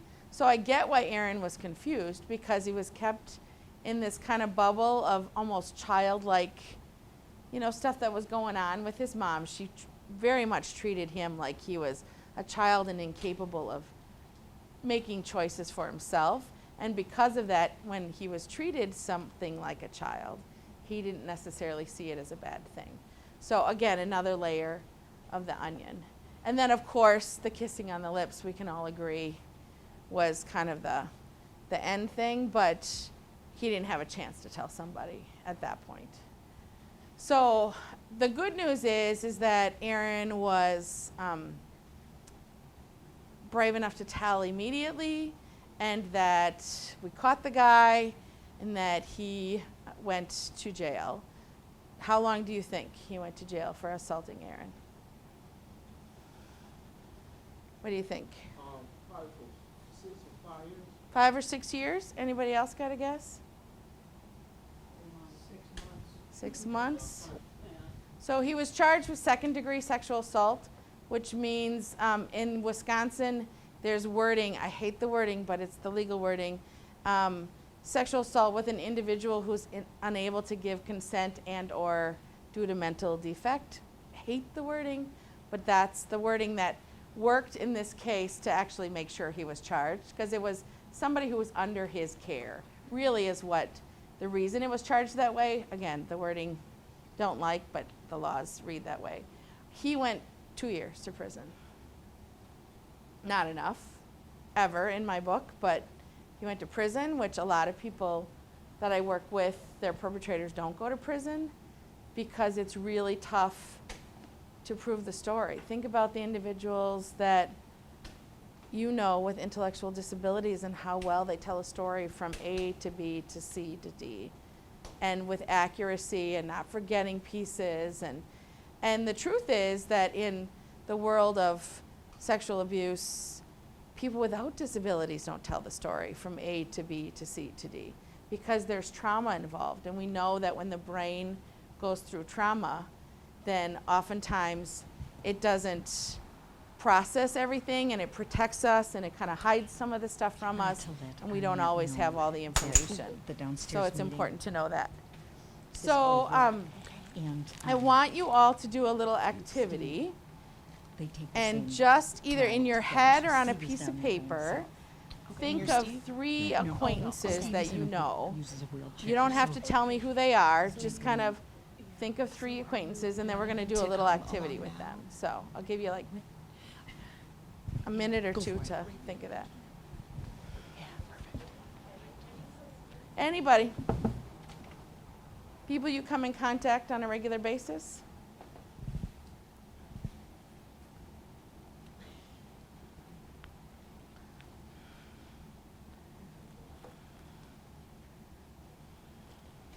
Okay, so I'm going to say a couple phrases, and I want you to kind of place one of these phrases with one of those people you thought of, okay? So think of your list, and think if one of those people would be someone who would volunteer at a food pantry. Okay, look at the list and think of one of those people who would adopt a child. Think of the list and think of if there was one of those people who might rake the yard for an elderly person. Okay. Now look at the list again. Think of one of those people who might kick a stray cat that keeps coming into their yard. Think of one of those people who might yell at a homeless person who's sitting on the street. Think of one of those people who might grab a person with a disability by the arm and pinch them on the skin under their arm to get them to go a little faster because they're moving too slow. All right, let's go backwards. How many of you had a friend on your list who might volunteer for a food pantry?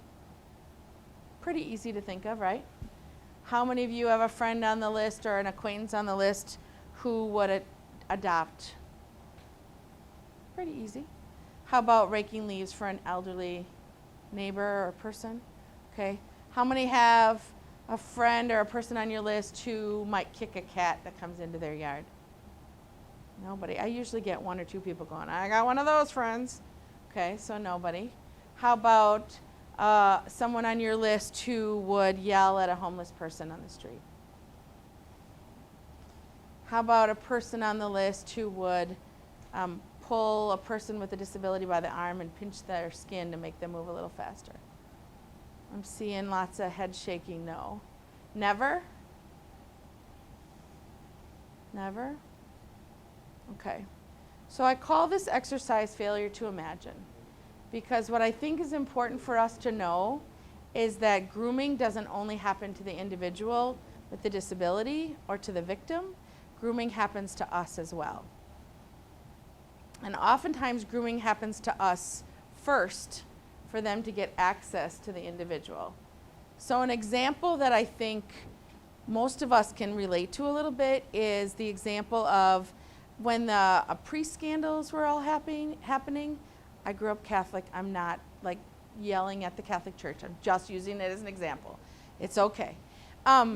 So what happened often, and some families that I even worked with, what happened was that they would give kind of carte blanche access to their children. So one family I worked with, the priest came over pretty much every Sunday and had dinner with them at night. And eventually the priest said, you know what, I'll go say prayers with them before bed. And the parents were like, oh, that's wonderful. They've grown to trust them. You know, they've built this relationship. So the parents are at the kitchen sink doing dishes, and the priest is upstairs assaulting their children because they just gave carte blanche, you know, access, and because they said he would never do that.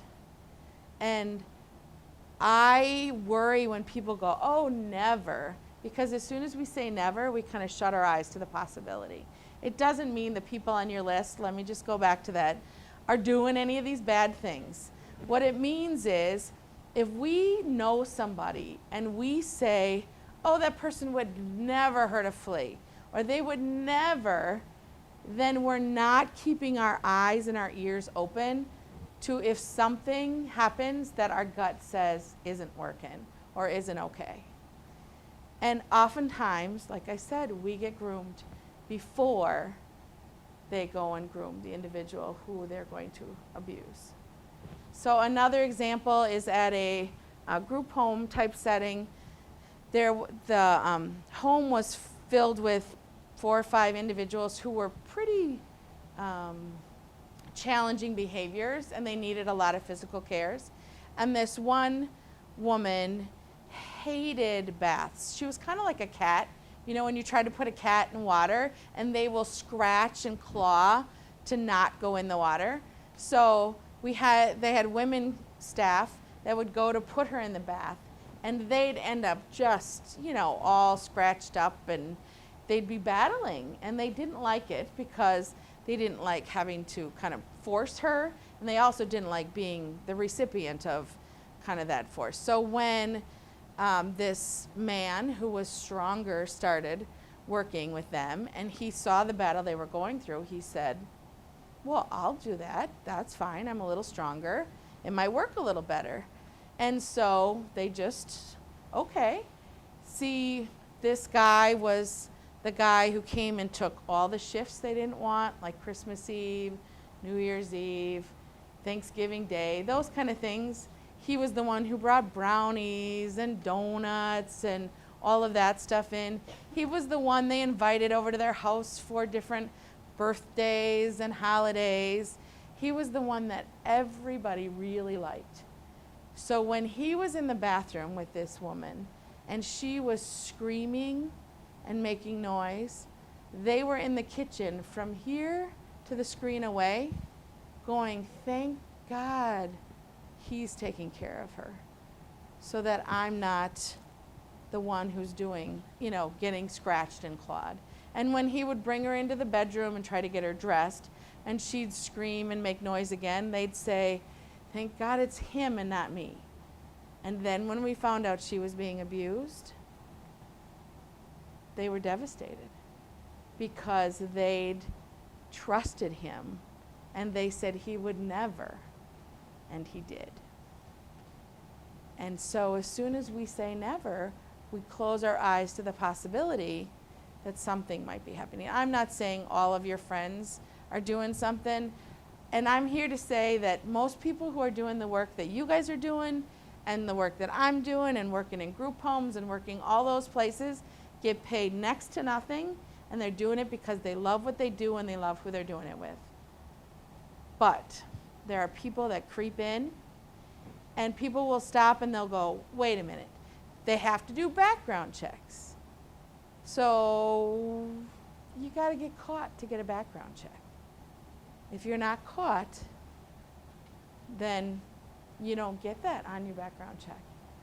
So, and not just caught, but caught, charged, and convicted. Otherwise, it doesn't count. Even accused doesn't come up. It's when you're caught, charged, and convicted. And again, how well is the story told? And is it something that can be proven? Is there evidence? All of that kind of stuff, it's unlikely. So what I challenge you guys to do is if something goes on that just doesn't sit right with you, that just kind of feels a little off, just go talk to another coach or someone else who's, you know, in charge and say, I just want to put this out there and then I'm going to walk away. I saw something, it didn't sit well with me. I don't know that it was anything. I just want to put it onto somebody, because the thing is that if somebody hears that from 2 or 3 people, now we have the ability at least to watch a little closer. But if nobody's saying it, then we don't know. And so what I found out going back to this home with these staff after we caught this guy, and by the way, we couldn't prove it. We're pretty sure we have stuff, but she doesn't tell stories very well because she's pretty low functioning. So it makes it really tough. So when I talked to the staff, what they said to me, they were devastated. They let this man into their families, into their lives. But then one woman said, you know, he told these weird jokes. They were a little sexual and they made me feel really uncomfortable. But because everybody liked him so much, I didn't say anything. And then the next woman said, you know, I felt the same way, but I didn't want to say anything because he was this, you know, guy that everybody loved. And all of a sudden we had this conversation about, we all had the gut feeling, but not one of us either talked to each other or talked to the supervisor about it, and therefore it got away on us. So I challenge that if something comes up that your gut says just isn't okay, just go talk to somebody and do a little check-in, like, you know, can you just watch this and see if it's that way with you too? It might be nothing. And it's okay to say, it might be nothing, but at least you put it out there, and hopefully we can stop something before it happens. Does that stuff make sense to you guys? Yeah, I mean, it's scary to think that it's out there, and it's not everybody, but it's certainly important for us to know. All right, so we're going to talk a little bit about the statistics. I'm going to warn you ahead of time. These are icky statistics. They make my gut churn every time I say them, but I think they're important for us to know. So the statistic that most people hear is that more than 90% of people with developmental disabilities will be sexually abused at some point in their lives. The statistic that I heard when I first started doing this work is that 99% of people with developmental disabilities will be sexually abused at least once before they're 18, which just like blows my head away. So I had to come up with a way of how do I make sense of that number? Because that's an awful big number. I even had a mom once say to me, well, what do I just throw my kid to the wolves? Because that's everybody. Of course not. She wasn't being serious, but it does feel a little daunting, right? So this is kind of how I wrap my head around that number of 90% or more than 90%. There is like a continuum of sexual abuse. And on this end is what we all think of immediately when we think of sexual abuse, which is rape, right? We kind of put it on this end, forced intercourse, okay? So on this end of the spectrum is what I call dignity and respect issues. Now, I don't know, they're not a chargeable sexual assault, but I think that they still fall in the category of issues surrounding private parts and dignity and respect with those private parts. So let me give you an example of things that I've seen so I know that they happen. So at a group home type setting, an individual who needs care when they're bathing, before they go in the shower, they strip down and they're assisted onto the commode. And then the caregiver is called to another part of the house because they're shorthanded. It happens all the time. So in order to make sure that that person is safe, they keep the door open so they can hear if they need help or not. So the caregiver's on the other side of the home and people are walking by. Is it sexual assault? No, not chargeable sexual assault. Is it something that you would want to happen to you if you're naked on the toilet? Or to your child or to your mother? No, right? Unless, like, I have a mom, you guys might have this kind of mom, my mom leaves the door open when she goes to the bathroom. But I'm a mom now and I figured out why. Because if I shut the door, it opens. Because I have kids, right? But I have the ability to get up and shut the door and lock it, and it stays shut. And for the 3 minutes that they're banging on the door, I still can go to the bathroom in private. This person doesn't have the ability to do that, and they're hanging out in the world of glory here for everybody to see. So it's uncomfortable, and that's a dignity and respect issue. Another one that I've seen is an individual in an institutional type setting who is considered non-communicative, which I think in shorthand means they don't feel anything, which I don't believe that. But oftentimes in medical situations, you hear people go, well, you know, because they can't tell us, then they must not hurt or they must not. And they kind of put that inanimate object thing on them, like they're like this table kind of thing. I don't like that, but I've seen that happen. So this individual is on a bed, naked with no cover up, and people are walking back and forth. And because that person can't scream and go, I'm cold, or I'm embarrassed, or I don't like this, they assume that there is no issue. When we all know that we would prefer to be covered up, why wouldn't that person prefer to be covered up?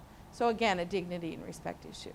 So that's how I justify that spectrum, because it's a really large number. The larger number, or the number that I think is more significant, is 49% of people with developmental disabilities will be sexually assaulted. So 49% of these people, the 90%, will be sexually assaulted 10 or more times in their lifetime. And that number feels really big, but let me just tell you, my experience says that number's pretty accurate.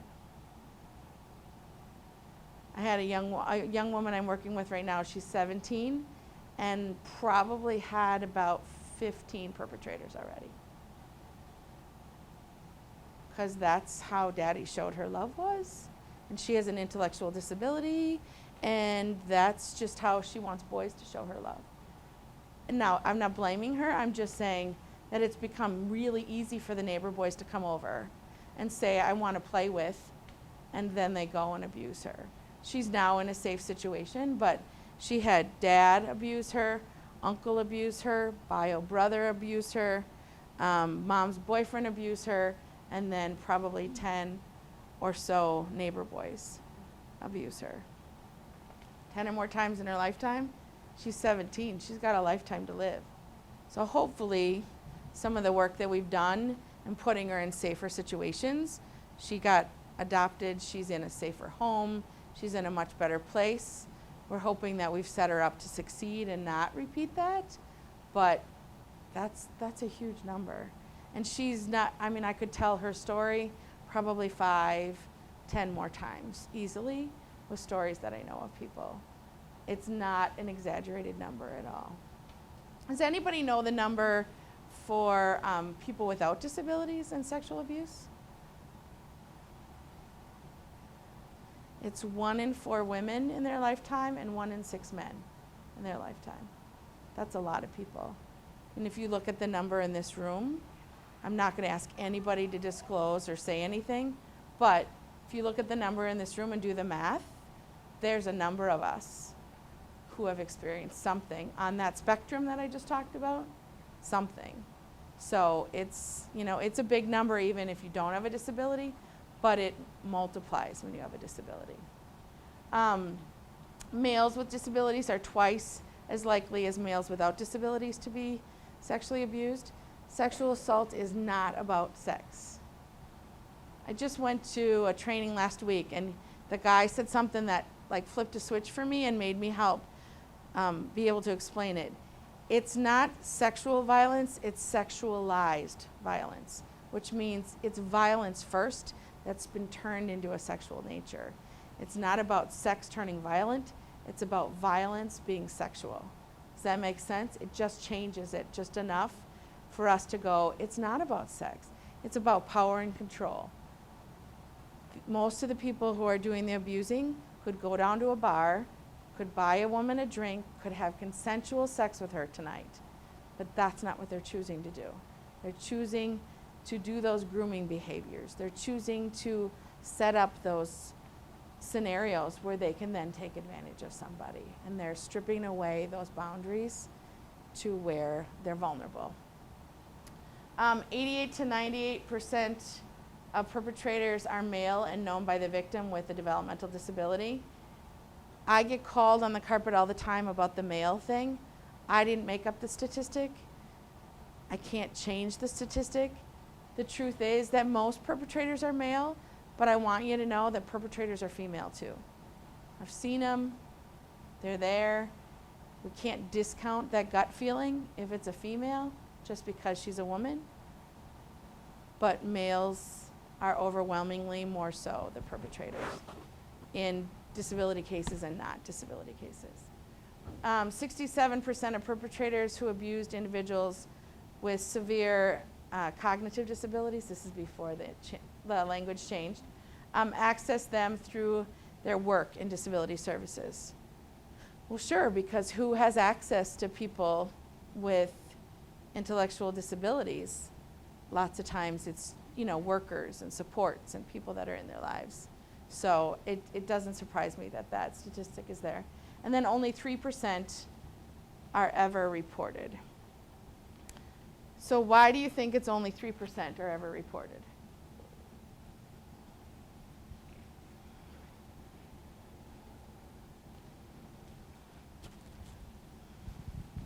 Sometimes the parents don't believe that it happened, or no one will believe the individual because they can't explain what happened or why it happened. And it could be somebody that everybody knew that would say they would never do that to you, and they just ignore it. Right. So the not being believed, it's parents, but it's also they tell a teacher, or they tell a coach, or they tell the priest, or they tell the bus driver, or whoever they tell. It's easier to go, oh, nah, that didn't happen, because in the lives of people with disabilities, but specifically intellectual disabilities, there's this binder phenomenon I talk about. And so oftentimes people with disabilities who get services from somebody, they have this binder of behaviors. And I think it was set up originally to look at communicating between shift changes or day to day, like how was their day yesterday? Oh, this is what they did yesterday. Or, you know, what did they do today during the day? I'm working at night. This is what they did. But what I see it has become is it's become a log of all the things they do wrong. And so I often say if I had a binder, like if I had a disability and binders followed me everywhere I went, this room would be full of binders of all the bad choices I made. Because we all make bad choices, right? And sometimes we make bad choices because there's a real reason why we're making the bad choice. Somebody else is perceiving it as bad, not necessarily that it's a bad choice, right? So if somebody else is saying, you know, you need to wash your clothes today, and you didn't wash your clothes, Johnny didn't wash their clothes today. So now we have a mark in there saying, so If somebody comes and says, so-and-so touched me, I go, well, Sally made up another story again. And it's kind of negating or, kind of squelching what that was. And now we have a book full of all the things that person does wrong and that they tell stories. So oftentimes when somebody does come and report, I hear staff go, they really do tell a lot of stories, or they make things up. And then it's not believed. So I do a lot of police trainings and talk to them about, don't talk to the staff first, talk to the person who says they've been abused. And then get evidence, and then, oh, by the way, maybe a piece of it could be talking to the staff. But there has to be more to it than just the staff. Because when I first started, a police officer walked up to the staff and said, so do you think it happened? And the staff goes, no, they tell stories all the time. So they didn't even proceed any further. So it's important that, we make sure. But being believed is a huge piece of that. What else do you think? Victoria? The trauma or just being scared. Okay, so being scared. Yep, so afraid to tell. Afraid to tell because maybe they won't be believed. Afraid to tell because they might have been threatened. Afraid to tell because, wait a minute, did we say that 88 to 98 are known and trusted? So if the person says, well, you're my boyfriend, but we have to keep it a secret because your mom won't let us be boyfriend and girlfriend, then they're not going to tell because they're afraid they're going to lose their boyfriend. When really, is it consensual? It can't be if the person is paid to be in their life, okay, or if the person is in a support role of some sort.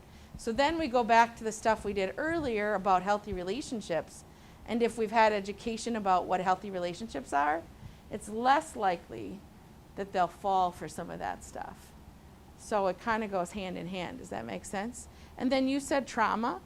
So trauma might be, if anybody knows anything about trauma, if there's 10 or more incidences, the brain works in a way with trauma, and I'm not going to get all like doctor on you guys, but the brain works in a way that we forget things on purpose to protect ourselves, or sometimes we jumble things together.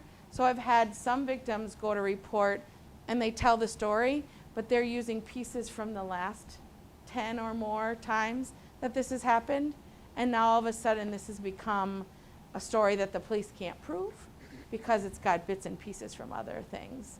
So there might be some of that kind of stuff. Why else do you think they don't tell?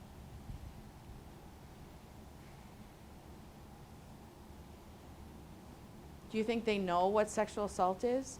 Do you know anybody that, with an intellectual disability who's been given a really good definition of what sexual assault is? No, so you don't know what to call it. How can you tell somebody what somebody's done to you if you don't know what it's called? And then if you haven't had the education, like we said, then how do you do that too? So there's a number of reasons that make them very vulnerable. The biggest one is compliance makes them very vulnerable. So here's some factors that increase the risk. Dependence on others for basic needs. Do you guys find that that's true? Do anybody that you support need other people around them to help? Patrick, do you have people who help you throughout your day? Yeah? Okay. Arnett, do you have people around you who help you throughout your day? Yes. Okay, yep. So think of one of the people, either a family member or someone you support through like being a coach or whatever, who has a disability, and how many people have access to them in one day? How many people have access to their personal space? Not just in the room, but their body. How many times do we say to someone like Aaron, who's in a wheelchair and has cerebral palsy, well, you have a new caregiver today, and it's 10 o'clock, and it's time to go to the bathroom. So you either go to the bathroom now with this stranger, or you don't go again until 5 o'clock. It happens. I've seen it. I know it feels like far-fetched, but it's really the reality that happens. So that person has to literally go in the bathroom and have someone pull down their pants and help them on the toilet that they met 30 seconds ago. Talk about breaking down boundaries. But they need it, right? They're dependent on that person or else they can't do it themselves. Victoria, hang on, let's get the microphone. I work at a salon, and I work there on Saturdays, and I clean, and there is a bunch of old ladies who get their hair cut, and they're just regular people with no disability at all. And there is an old lady who asked me last week for the first time if I would help her on the toilet at the salon. And I told her, I said, I'm not comfortable with this, but would you be okay with the other worker? And she's like, yes, that's fine. But it's just like the way you were just talking about that, them relying on it, even a normal person relying on that, you can just imagine a disability being able to need that. And they need it. I mean, going to the bathroom is something that we all have to do. So it isn't something that we can choose not to do. I mean, it's a body function that happens with or without our choice, right? Sometimes, more than we wanted to. But so it's something that really is there. So there was this woman who called me, and she said, I want to talk to somebody about being sexually assaulted. And I said, okay, let's talk about what happened. And she said she lives in her own home, and she just needs someone to come in and provide like a sponge bath kind of bathing on a regular basis. And one of the things that this woman did was she applied hemorrhoid ointment because she had hemorrhoids. So the woman came to her house, she applied the hemorrhoid ointment, and she inserted her finger further than this young lady with the disability was comfortable with. So she asserted herself and said to the woman, I'm not comfortable with that. I don't think that's appropriate. Please stop. And the caregiver stopped. And then a few days later, she did it again. And after the 5th time of asking her to stop, the caregiver, the woman called the agency and said, I want a different caregiver. And the agency said, you know what, we're just going to drop you. So they stopped working for her. So, and she said, I want a different worker because I've been sexually assaulted by your worker. So she put out the words of sexual assault. So when she was dropped, she called around to the other agencies in this town. It's a small town. And lo and behold, everybody in that town who provided those services declined to help her because they'd heard what kind of person she was. And they didn't want their staff accused of sexual abuse. So when she called me, she wanted to report the sexual abuse, and then she also wanted to know if I could help her find somebody to come in and provide services for her. So we reported it to the police. The police did not listen very good. And they said that there was no, in order to prove sexual abuse, you have to prove that there was sexual gratification. And they couldn't prove that the woman was doing this for sexual gratification. So they couldn't prove it. So, and I don't think they tried very hard either, but they kind of made it low priority. So then I called the Adult Protective Services in that county, which, do you guys know what Adult Protective Services is? There's CPS, which is Child Protective Services, and there's Adult Protective Services. So I called Adult Protective Services and I said, here's a woman in need of care, and she's very vulnerable without it, and could you help her? And so I explained the whole story, and they said, oh, sure, what's her name? And as soon as I said her name, they said, oh, you know what she's like, right? Do you guys know anybody with a disability who has a reputation? Who you kind of, as soon as you hear their name, you're like, you know that one, right? You know, they come with those like preconceived things. Not because sometimes they aren't deserving of that in a way, but does that mean that just because they have this preconceived story that comes with them, when they tell us that something's happened, are we less likely to hear it? And are we less likely to listen because we've made the judgment from their past behaviors? So I challenged the woman that I talked to, and I said, listen, regardless of her reputation, she's in need of care.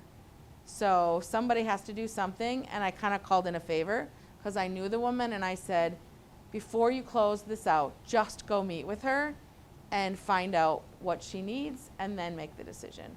And they did, and she did get care. But she went 3.5 months without a bath. So, do you think she'll ever tell again? She's got to make the choice. And sometimes that's the thing that I see. I see individuals being assaulted, and if they're being groomed, grooming is usually this like fun time. You know, it's kind of like the the divorced parents where the dad gets to go to the circus and when they have them, and then mom has to lay down the law, and you're like, well, you're the fun parent and I'm the. So grooming kind of is that fun thing, and then you have, so I say you put up with 10 minutes of icky for 23 hours of fun, because they're grooming now to get you ready for the next time that they're going to do something. So then if they report that though, sometimes they know that the next one might have no fun and might be all either icky, or that you don't like them, or they're not nice to you, or you can't do the things that you want to do. So isn't that a shame that sometimes that choice has to be made? Do I tell and then maybe not get something that I deserve, or do I not tell and just put up with the icky so that I can have that fun stuff? It's a sad place to be put in, but the dependency on others kind of puts that out there. Socialize to comply. Anybody have an example of compliance that you've seen? You guys know what I mean when I say socialized compliance?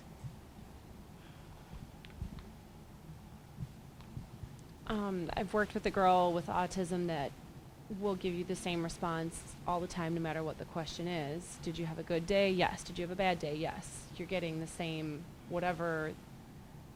They're going to say the same thing to please you, and or whatever. They've just been trained to give you the same response or a certain type of response in order to get whatever response out of you that they want. Right.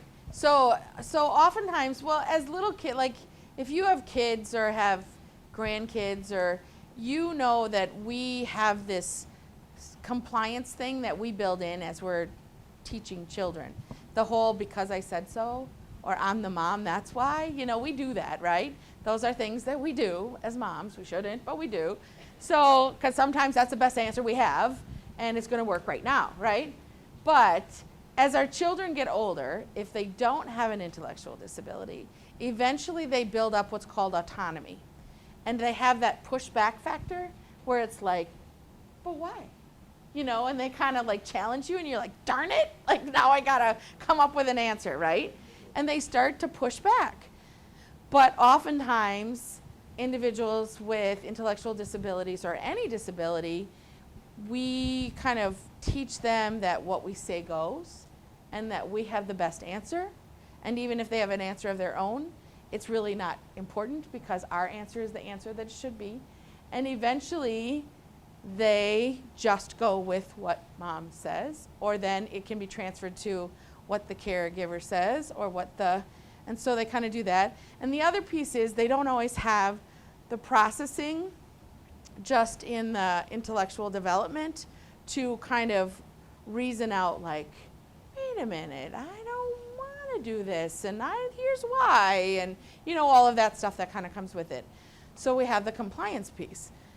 So it's also the I need to please this person in my life piece, and that's a good way to kind of break it down better. So if I say this to my son, did you clean your room? Yup. And then I walk in the room and I'm like, yup? Like, what's all over your floor? Well, I cleaned it. No, you didn't. But why did he say yup? Because he didn't want me to get mad, right? He wanted to please me. So there's that pleasing factor that just kind of continues into adulthood, oftentimes with people with intellectual disabilities. Not everybody, but it's a pretty widespread thing that happens. So now put in place, what did we say, 88 to 98% are people that they know and trust, and now put into place that they need help, and now put into place, like all these things we've been talking about, they don't have relationship information, and they don't know what sexual assault is, they're forbidden to do something, so guess what? Cooking or cleaning or shopping or, you know, budgeting stuff, real basics help. She didn't need a lot of help. And she was very compliant. So she knew that when she's home alone, you shut the door, you lock the door, and you don't let strangers in. So when someone knocked on her door, she looked through the peephole, and she knew the person, so she opened the door, and this young man came in with a number of his friends, and they proceeded to physically and sexually abuse her, and then they stole all of her electronics.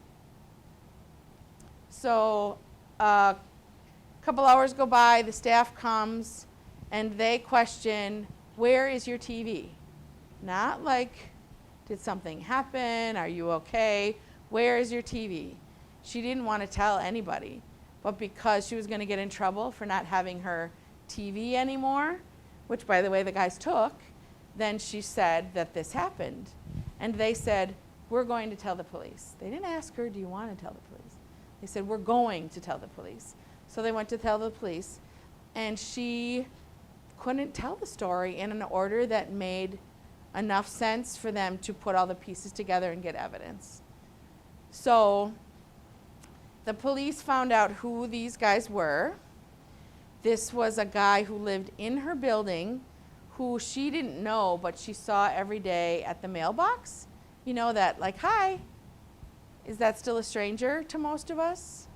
Yeah, but not to most people with disabilities. Somebody says hi and you're off the stranger list, and now you're a friend. So when this person who she says hi to at the mailbox asked to come in, she let them in.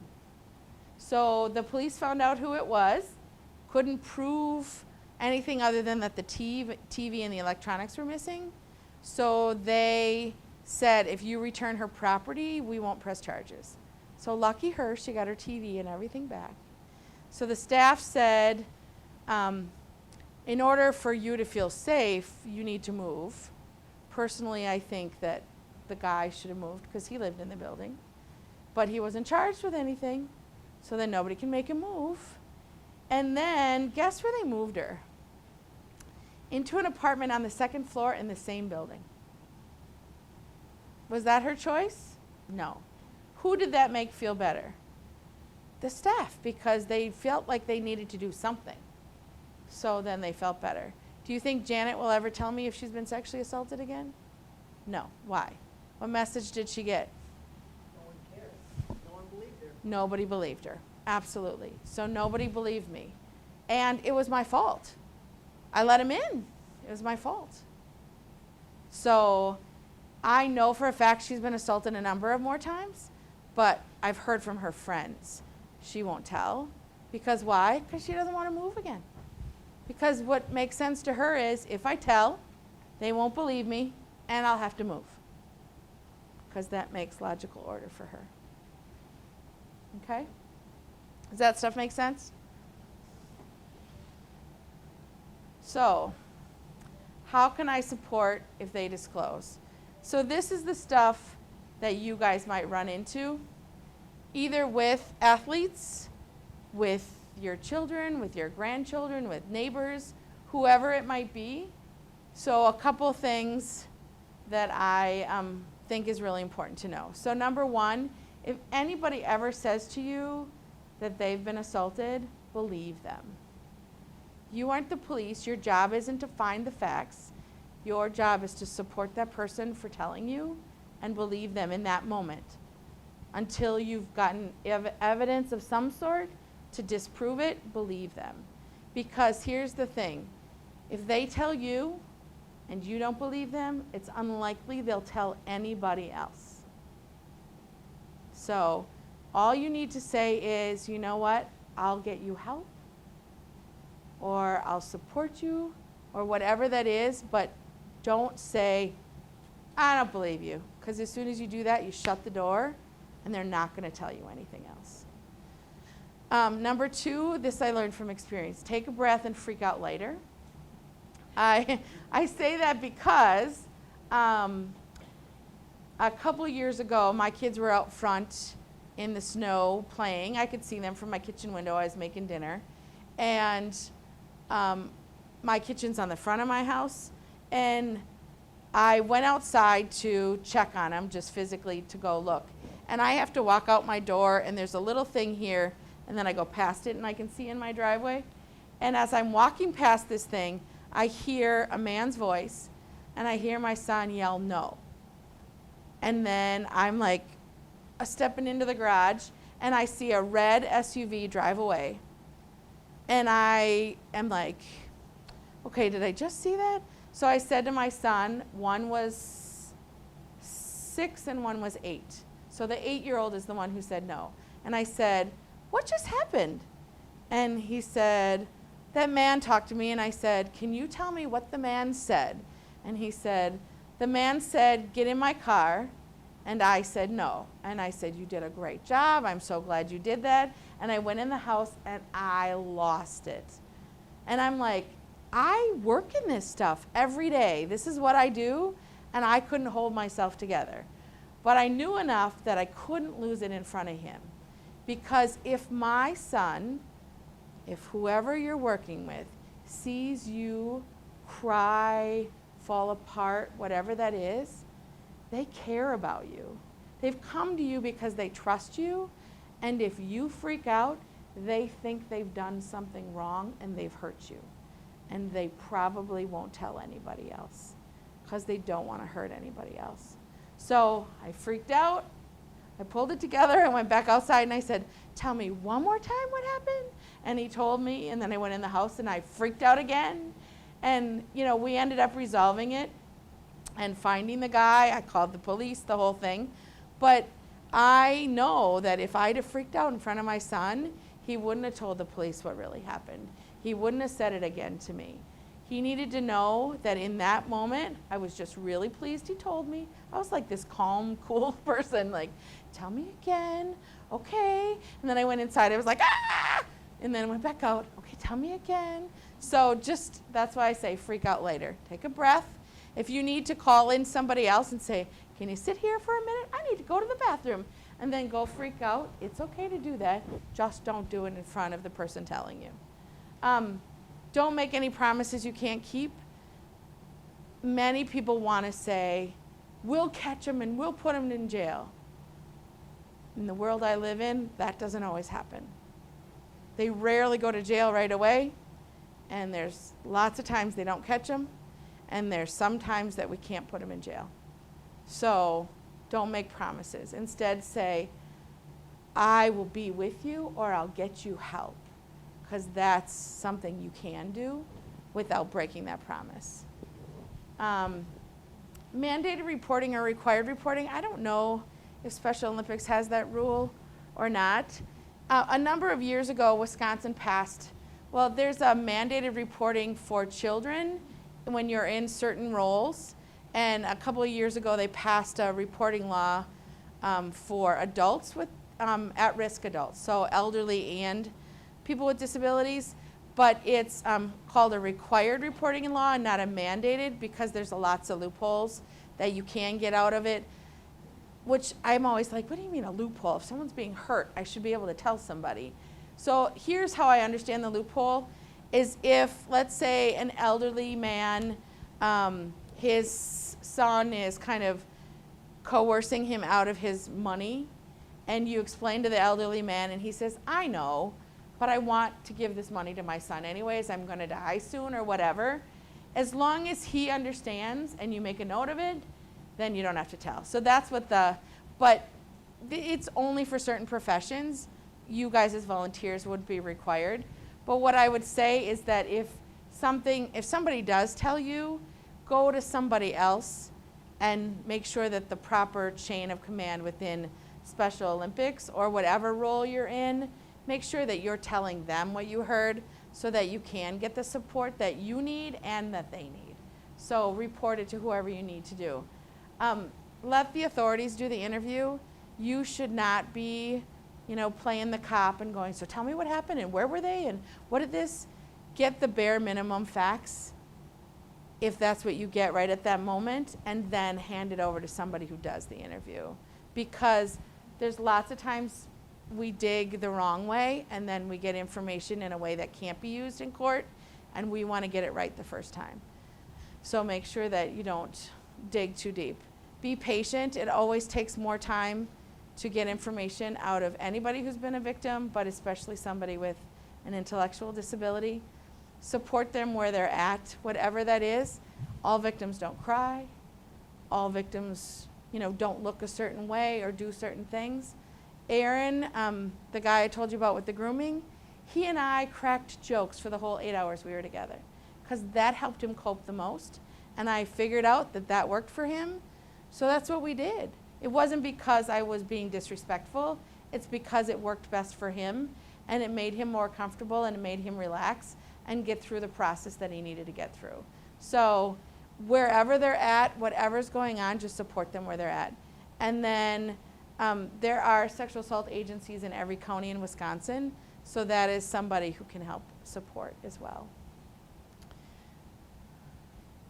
So now we're gonna get you up because you're all getting sleepy. Okay, so we're gonna play a game, and then I'm gonna explain some other pertinent activities. So let's do the game first. You want me to grab those? Okay. We're just going to get everybody in a circle right in the middle here. Okay, so those who can participate.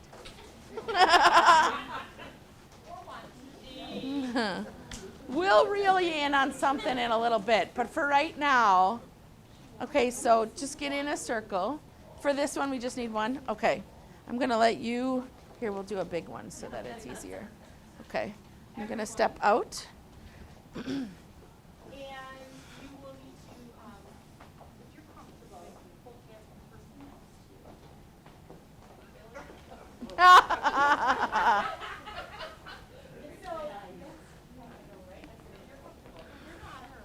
to you. So the activity that we're doing is just really to get some physical activity, because it has been a long couple of hours as Pam's been sharing information. So what we're going to do is get this hula hoop around our circle without letting go of hands. So it's very, very tricky.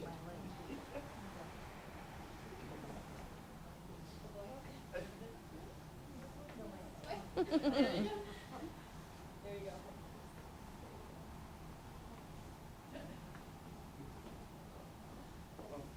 Head first. There you go.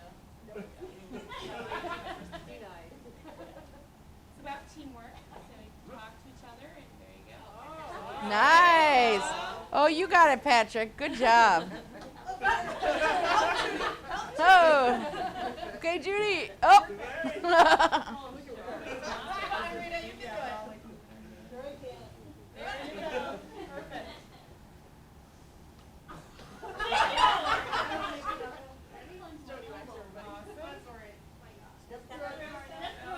Oh. Nope. Put your foot through. There you go. Step. There you go.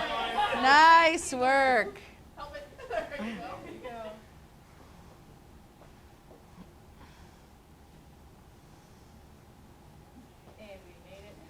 Woo, one more. Yay! Okay, so don't go away. Find a partner. Hey, this is hugging. This is fair hugging again. Do we have enough for... Okay, I'm going to give one per group. You have a partner? One per group? I'm not sure. Do we have enough for two per group or just one?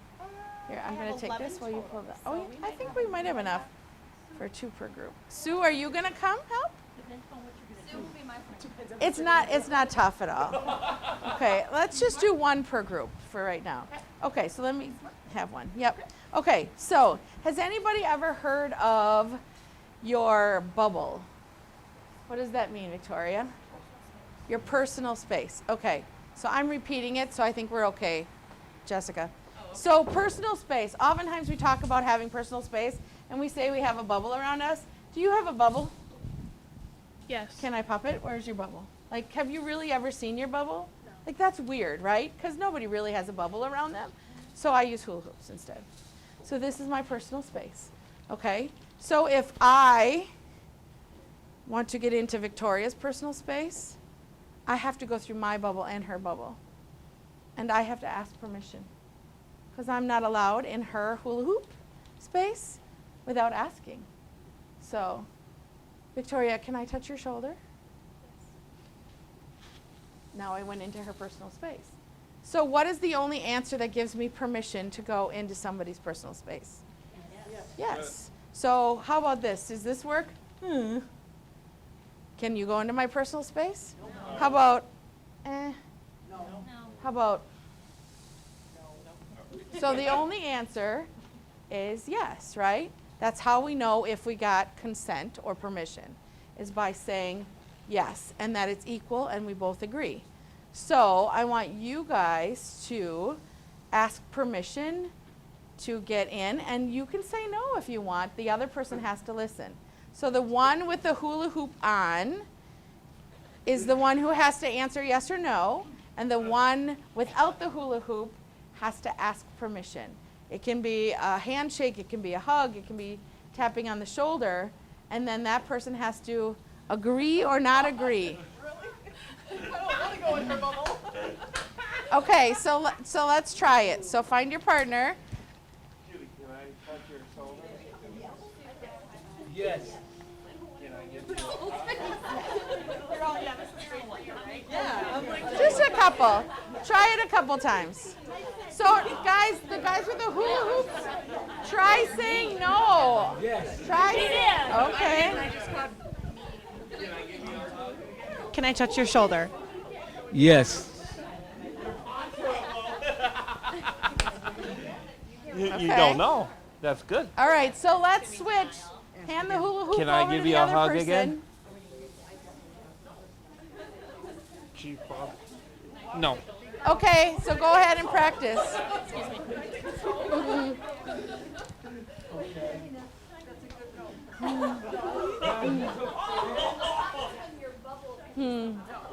Ah.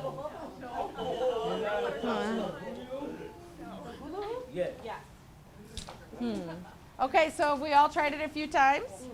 All right, so let's take the hula hoops off, put them back over here, and sit down and talk a little bit about it. So let's talk a little bit about the hula hoop space. So obviously we don't all have hula hoops around us, but is that something you could do with the athletes that you work with, to talk a little bit about space and respecting space, like that individual who does the bear hug? I mean, it's a tool at least that you could start using.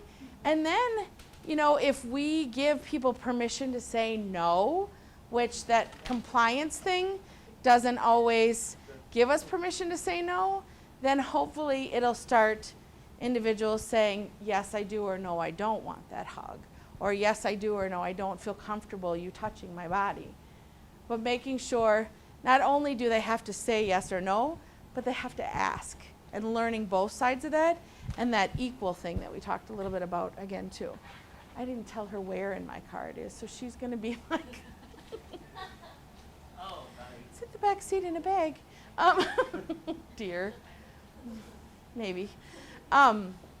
She'll find all the other shopping bags I did too. So use that as like a tool to kind of work with that. So anybody have questions about stuff that we talked about as far as the sexual abuse? I know that that's heavy stuff.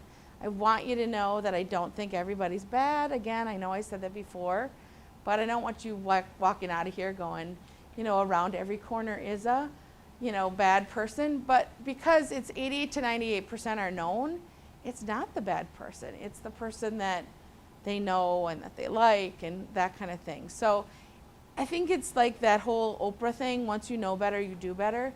It's just turning your brain on to knowing that it's a possibility and not saying the never and trusting your gut. That is a really big step towards just being aware of your surroundings and what's going on and looking out for people. So what do you think these are? No, they're hugs. No, that's okay. So, what I'd like you to do is think of these as actual hugs. So I do this activity.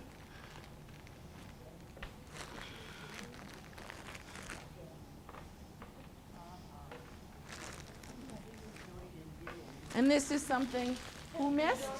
Oh, I'm coming back, Jody.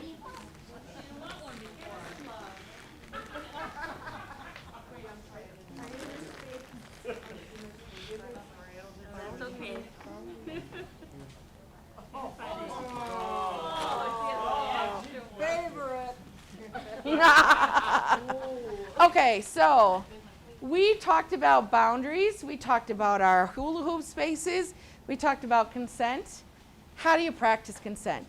It was a little weird to practice it right with the hula hoops, but it has its purpose. So I also practice it with hugs. So I want you to go around and ask 4 different people for a hug. And you have to get an answer. Even if it's no, you get to have the chocolate. But get an answer and then go on to another person. So you each have 4 hugs. You have to give 4 away to get 4.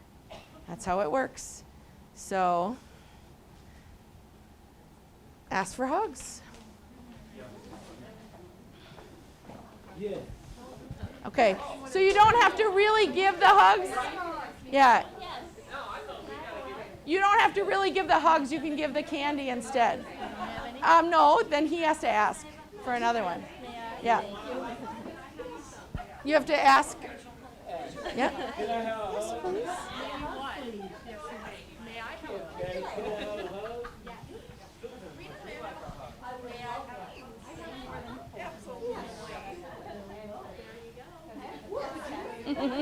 Victoria, would you like a hug? Sure. Would you like a hug? Yes.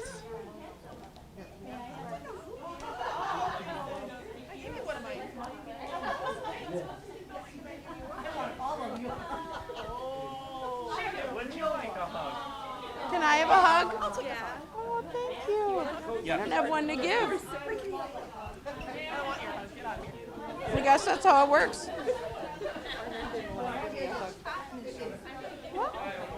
She needs more hugs. She's feeling deprived.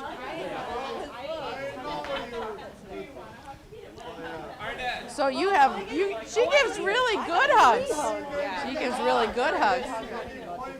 My daughter was abused by a good friend in our condo association.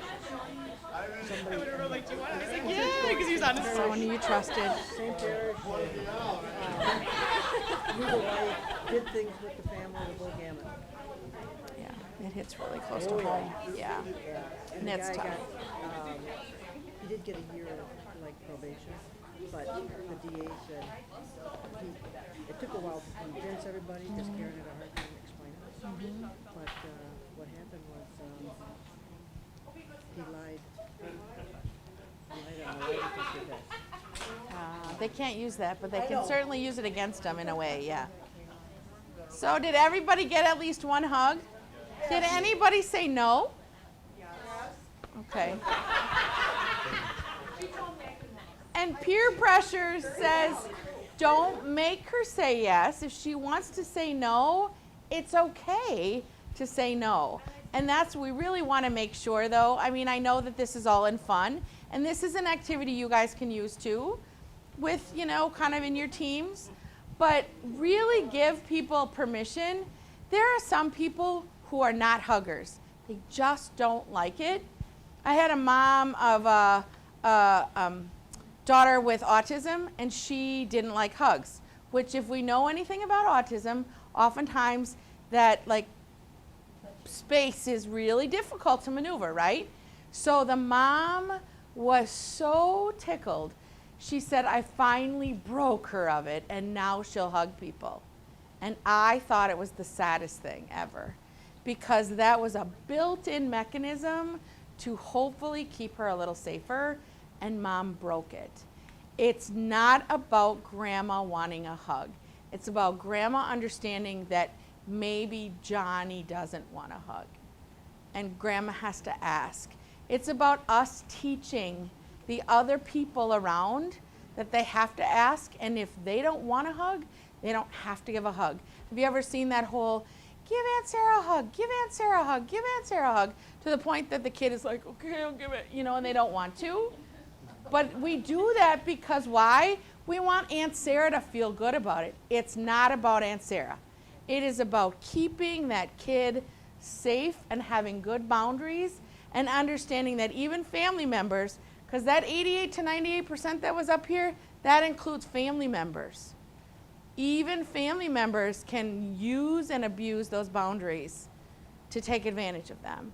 So it's really important that they have the ability, when they don't feel like they want a hug, to say they don't want a hug or whatever other touching. I mean, then you expand it further.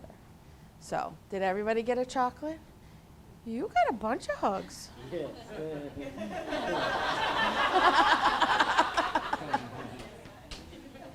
Good. Any questions? Were the activities useful? All right. I thank you for your time. I will take more questions if you have them.